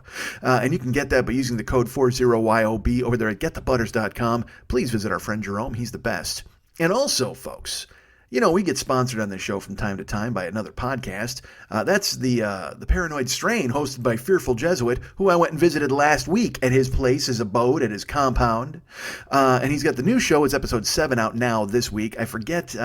It deals with false flags. I don't know if he ever has a title for it, but I know it deals with false flags. And dudes, listen to me. It's the kind of show that when you listen to it, you're going to be frustrated. You're going to be angry. You're going to be just so... I don't know how he does it. I mean, he's good at what he does. He's great at what he fucking does. He puts it together.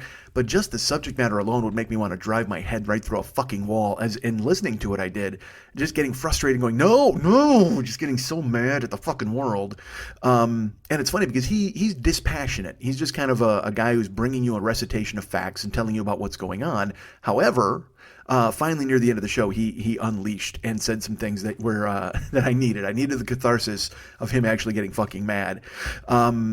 Because, again, episode 7 is about false flags. And look, you learn all sorts of stuff here. You learn about the Trojan horse. You learn about the origin of true colors, which is a phrase that from pirates. And do you think Cyndi Lauper is involved in that? Perhaps she is, perhaps she isn't, but I think you should listen and find out. You know why? Because you're beautiful, like a rainbow. So go ahead and check it out. You learn about the Mountain Meadows Massacre. You learn about Stalin and Finland. You learn this phrase. This is important. Stiffed by a wiener. That's going to come up at some point. But this is, again, it's the Paranoid Strain in iTunes. Go ahead and download it, please. Check it out. It's about false flags. It gets to the heart of the matter with a lot of bullshit that's going on the internet and everywhere else these days. You can get that on, iTunes and all over the place. Wherever podcasts are sold or downloaded. Please grab it. It's very important. And also, when you grab it, A, give it a listen because you're going to fucking love it. And then B, review it in the iTunes store and mention that we told you to do so because, you know what, that always makes the Paranoid Jesuit, the Fearful Jesuit. It could be a Paranoid Jesuit. I have no idea. That allows Fearful Jesuit to know that this is working and you are listening and we are getting people on board. So if you mention to him that you heard the show because of me, like I said, you can either review it in the iTunes store, which is great, or you can actually write the show specifically. Once you listen, he gives you the address on the air. I think it's paranoidstrain@gmail.com. I don't know off the top of my head, but I don't want to confuse you guys. I already give my addresses, then I'm giving his addresses. Fuck all that. And also, remember that Paranoid Strain has a YouTube channel that they want you to go ahead and visit and check out and be a member of because, again, he wants to get his own personalized URL, which is very important, which I think might be stiffed by a wiener. It might be YouTube/stiffed by a wiener. I'm not sure. You'll learn about Project Artichoke. And, you're going to think to yourself, well, what could the fuck could Project Artichoke be with the CIA? Well, I can tell you this. It involves Keith Richards. That's all I'm going to mention. That's all I'm going to say to you. When you hear it, you'll know exactly what I'm talking about. It's funny. Remember when I said you're going to throw yourself out of it and you're going to be so fucking mad listening to it because he just deals with facts that you don't want to fucking hear about? At one point, honestly, the woman, I don't remember her name. I don't want to be that guy, but he has a woman whose voice is lent to the show. And finally, at one point, she just goes, you know what, I can't do this anymore. Fuck this. Like, she is tired of hearing all the garbage from all the people that are running false flags. And Keith Bennett, I think, was the guy's name. It's just, he's like the polar opposite of another guy who is a main focus of the show. And I'll tell you all about him right now. It's a guy named Alex Jones. Do you know Alex Jones? Well, the show opens, this particular episode 7 of the Paranoid Strain, with an Alex Jones soundbite, but it's not really Alex Jones. I'll let you listen to it. Just go ahead and download the show and listen. And fuck, it's me. I'll just tell you, it's me doing my best Alex Jones with a script written by Fearful Jesuit, and I did the best I could to it. I tried to bring it to life, but I'll tell you this, one fucking take. How about that, folks? When you go and listen to it, just go, Mike got the script, and then he fucking did one take of this, and that made the show. I'm very excited, because I did the one take, and I listened, I'm like, should I do a second for safety? And when I listened back to it, I go, fuck no, that's fucking badass. And I sent it to him, hoping he would like it, and he was on board. So, and the episode is fascinating. Again, false flag, it will frustrate the shit out of you because you just hear, again, all the people on the internet lying and telling sorts of fucking bullshit stories. And here's another thing I learned, by the way, listening to the show, and this made me laugh. He deals with it with this weird, like, he just throws it away. Like, he doesn't, because I would talk about it for months, but he literally mentions the official magazine of ISIS. And, I mean, you got to think ISIS would be allocating their funding in a different direction, right? Don't they know that print is dead? And you know why print is dead? Because ISIS fucking suicide bombed it. That's why with their official magazine. But if there's really an official magazine of ISIS, who subscribes? I mean, I some dickwad out there, I don't know who the fuck you are, but you subscribe me to Out Magazine or The Advocate, and it comes to my house every month. And I mean, this has happened for 3 fucking years. I'm getting The Advocate delivered to my house. And that thing, I talked about it on here, maybe even longer than 3 years, because I talked about it with Lily.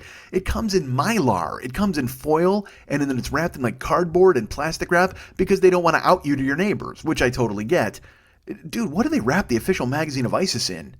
Got to be a suicide belt, right? Just got to be a bomb belt, a bandolero. What the fuck could it possibly be? But it's out there, man. The official magazine of ISIS. I learned that on the False Flag episode of The Paranoid Strain, hosted by our friend Fearful Jesuit, available now on iTunes. Download it, write a review of it in the iTunes store, write our friend Fearful Jesuit and tell him how much you love it, please, because it'll let him know that advertising on the show is a good idea. Please do that. Do all those things. I mentioned his YouTube channel. Let's talk about my YouTube channel, which is out there now, lurking and doing good things. Again, all of these shows are available on there. There's other films which you may have seen if you're already a member. If you go ahead and subscribe, that's great.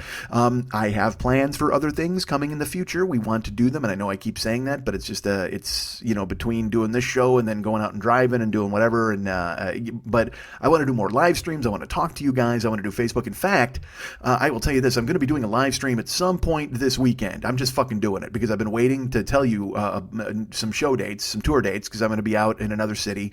And I've been waiting because I'm trying to get information, and I think I'll have it by the weekend. But if I don't, fuck it, I'll just go ahead and do a stream either on YouTube or somewhere, and you guys will join me and you'll hear all about a city I'm going to be in, and that'll be great. I want to say a special thank you to our friends Matt and Jeff. I don't want to say their last names in case they don't want them on the show. Perhaps they do. They can write me later. But it was Matt's birthday, so Jeff wanted. It was the first Cameo I ever did. If you go to get that Cameo app, I think I told you about, you can download the Cameo app and get it on your phone, and then you can pick me to tell somebody happy birthday, or tell them to fuck off, or tell them how much you love them, or read them a sonnet or something, read them a poem. But that's available now on the Cameo app. You can actually, if you just Google it, like it's like Cameo shoutouts or something like that, you'll find it. But the app is important. You get it on your phone, you can choose it, and then I didn't know how the fuck to do it, man. Matt wanted me to do it by Jeff's birthday in April. Or no, Jeff wanted me to do it for Matt. Jeff wanted me to do it for Matt's birthday in April. So when I got the order, it was 2 weeks ago or a week and a half ago, and so I waited on it. I sat and waited because I didn't want to do it until it was time for his birthday. So then fucking my phone kept going, you have a request from a customer, get to it. Cameo's not gentle. They're not like, hey, you might want to go ahead. No, they're like, get to it. Come on, man, what are you doing? What the fuck's wrong with you? And then finally, last week, they sent me one and it said, hey, this expires in like 5 hours. So if you don't do it, nothing. And so I'm like, fucking 5? Are you kidding me? So then I didn't know if I could do it now and then store it for 2 weeks and then give it to him on his birthday, because I don't know how the fuck Cameo works. All I know is I ran into a fucking phone. That's the only thing I can do. So I filmed it in my house. And I tried to post it. And it gave me 2 choices, and I think it's it might be on my public page. I hope it's not, but I don't know. I haven't. Here's how much I care about it. I haven't gone and checked because I didn't want to talk about it or jinx it because I didn't know if Jeff was going to tell Matt about it. But then Matt wrote me and said, "Dude, I fucking loved it." So I'm very happy about that. Thank you, Jeff, for choosing me. Thank you, Matt, for liking it. But Cameo, the app, put it on your phone, and if you want me to send you a message or send a message to somebody you know and you love or somebody you fucking hate, I don't care. Pick me. And I'll be the guy, because it's either me or I think Rampage Jackson or a Los Angeles Clipper or thousands of YouTube comedians. Again, 3 words that should not be together in any sort of sentence, but they're there. YouTube comedians, they're available. So use the Cameo app to order me to do something like that. Please remember that we got the Patreon page. If you want to sign up for the Patreon page, I would really appreciate that. And is there stuff coming? There is, as I've mentioned. I'll tell you, well, the thing, as I'm closing the show here, I'll tell you, I'm going to be in Cincinnati. Well, I'll get to that in a minute. But if you're a $10 or over donor to Patreon, write me, and I'll put you on the list, and you'll get in free to the Cincinnati show, man. That's it. You're just coming in. And do I have plans to stream some live shows for people on Patreon? I do in the future. As I've mentioned, I've got some other dates coming up this summer for sure. And I want to try experimenting. I want to try streaming live shows. Maybe I'll stream some open mic stuff. Who the fuck knows? But I want to start using the video capabilities. I want to do all these things. And I know it sounds like I'm giving myself a pep talk through you guys. Perhaps that's the truth. But in reality, I just want to tell you that these are all at my disposal, and it seems like a lot of things swirling around, but I want to try to harness them and use them as best I can. So please, if you want to join the Patreon page, that would be great. We've got all sorts of different levels with all sorts of different rewards. I said I do chats. I do individual podcasts. I am paying attention. I will be there and doing that. But your Patreon now supports me doing this show and doing cool things, and I appreciate it very much. Thank you. And if you want to join the Patreon page, it's, Patreon, I think it's Mike40YOB, or just go Google Mike Schmidt Patreon, and it'll come up, and you sign up to be a Patreon. And let's thank our friend Greg Hazard, who just bumped his thing from $15 to $20 a month. You're the best, Greg Hazard. Thank you, dude.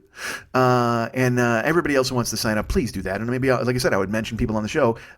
We haven't had a lot of new people in the last few months, so there you go. But Greg Hazard comes through, kicks in an extra 5 spot, an extra fin, so I can mention his name on the goddamn show. So please, become a Patreon subscriber. Find me on Cameo. All these other reasons I can use to try to fool you into giving me money, I can do it.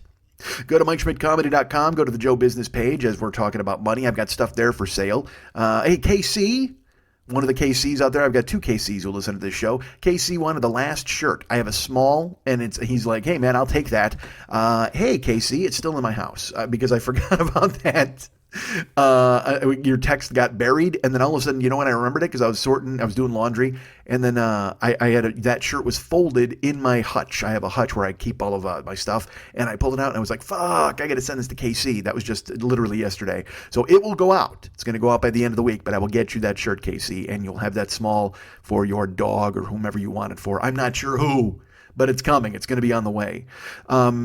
And then, no shirts, but we have download sets. We've got the A, the CD. We've got the live downloads. All that stuff's over there at the Joe Business page. For the time being, that's going to be changing in the next couple of months. I'm warning you of that now. If you want to get stuff, get it now. But if you don't, that's totally fine too, because nobody wants to at this point. But go to MikeSchmidtComedy.com, go to the Joe Business page. Like I said, there's our stuff that we have for sale, but most importantly, there's the Amazon link that you can use.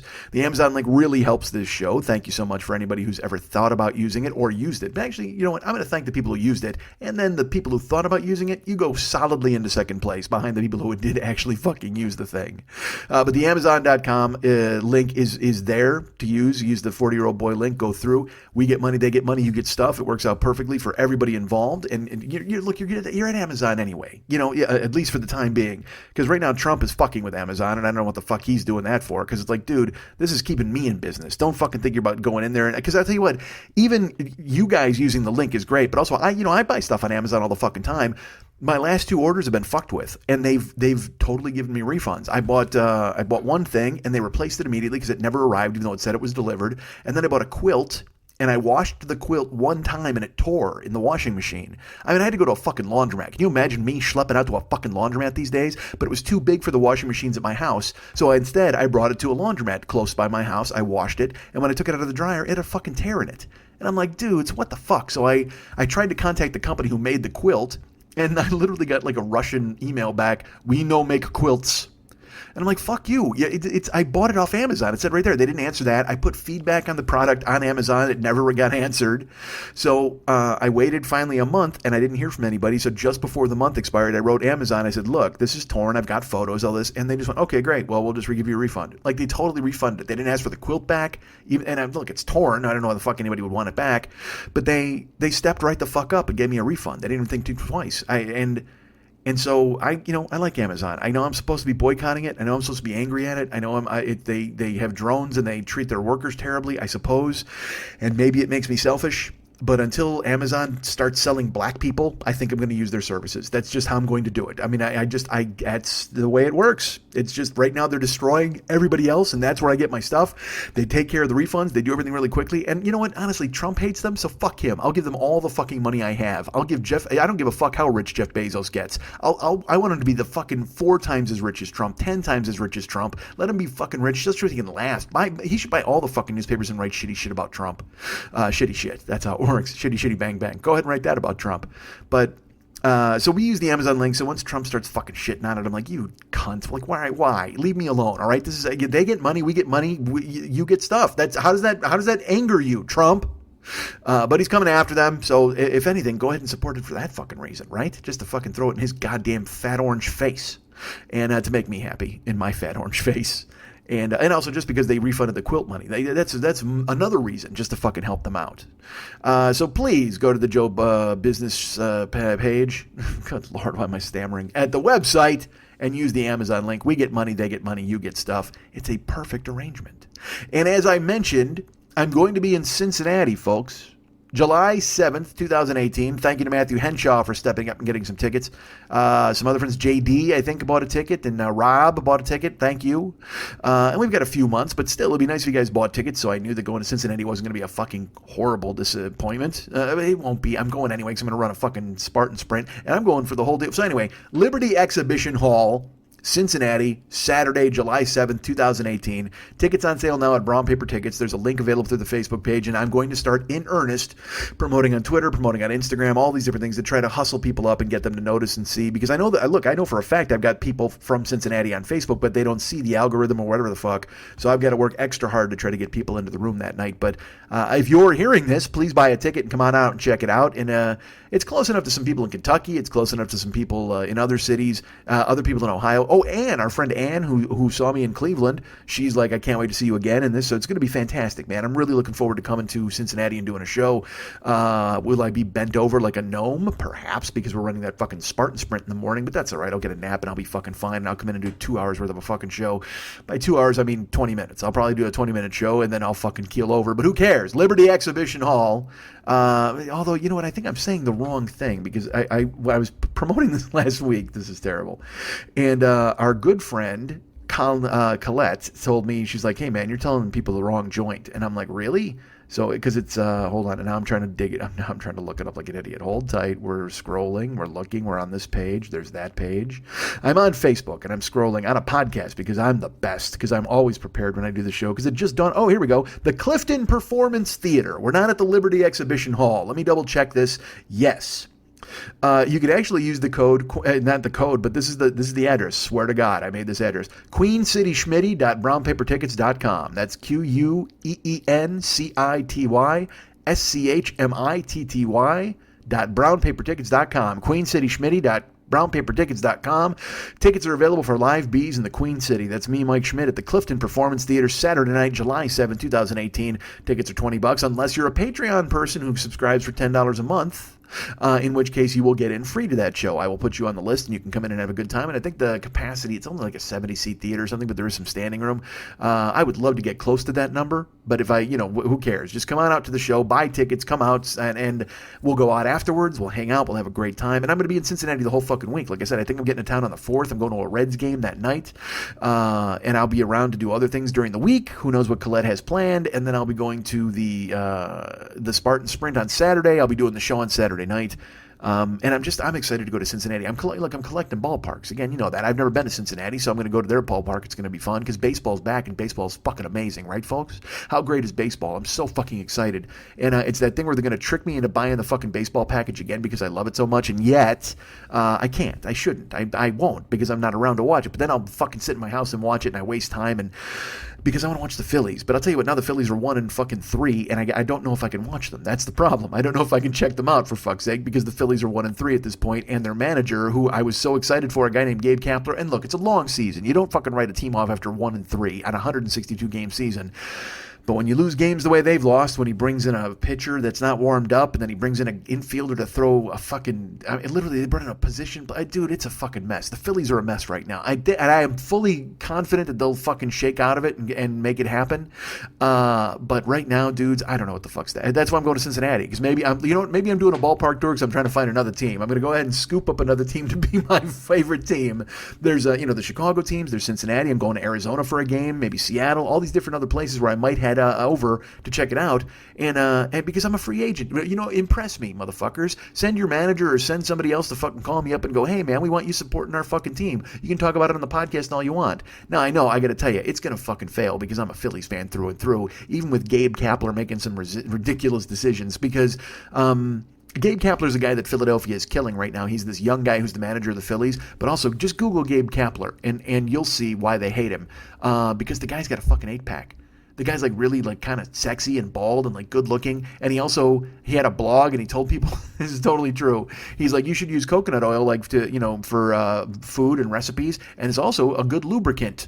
This is a manager of a Major League Baseball team who a year ago was telling people to jerk off with coconut oil. And the Phillies hired him. They said, yeah, that's the guy we want in the clubhouse. We got a lot of young, impressionable men around here and look, I can't blame anybody for standing down and going, well, fuck, that coconut oil is a weird thing, okay? But that's your fucking problem. Because all Gabe Kapler is doing is solving fucking situations, because these are baseball players.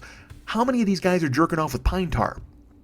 Yeah, right? I mean, you've got to be, those guys are fucking, they're choking up on the bat, they got the fucking pine tar out, and they're trying to stroke it off with that. Dude, coconut oil, it's smooth, it works perfectly, and afterwards, you can make a lovely pork chop in it, or at least that's what I heard. I don't know if pork chops, I don't know if Gabe Kapler's telling me to eat fucking pork chops. Again, he's also a Jewish dude. Why would pork chops be the thing that came to my mind? Maybe he's telling me to make a matzah. Maybe a coconut oil matzah. Maybe I can make that happen.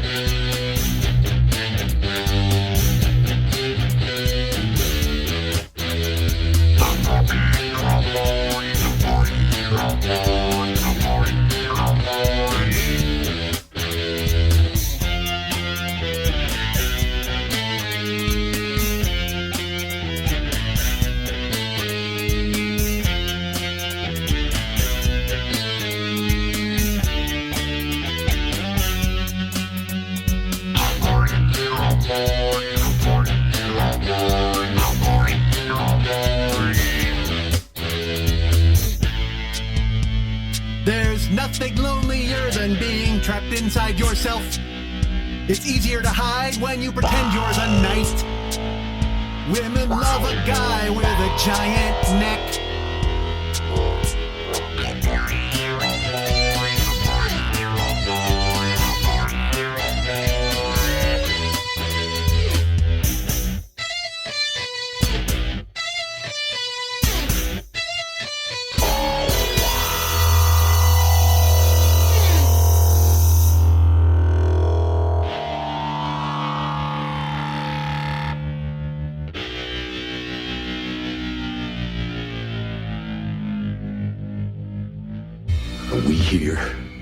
We are playing on a level that most will never see.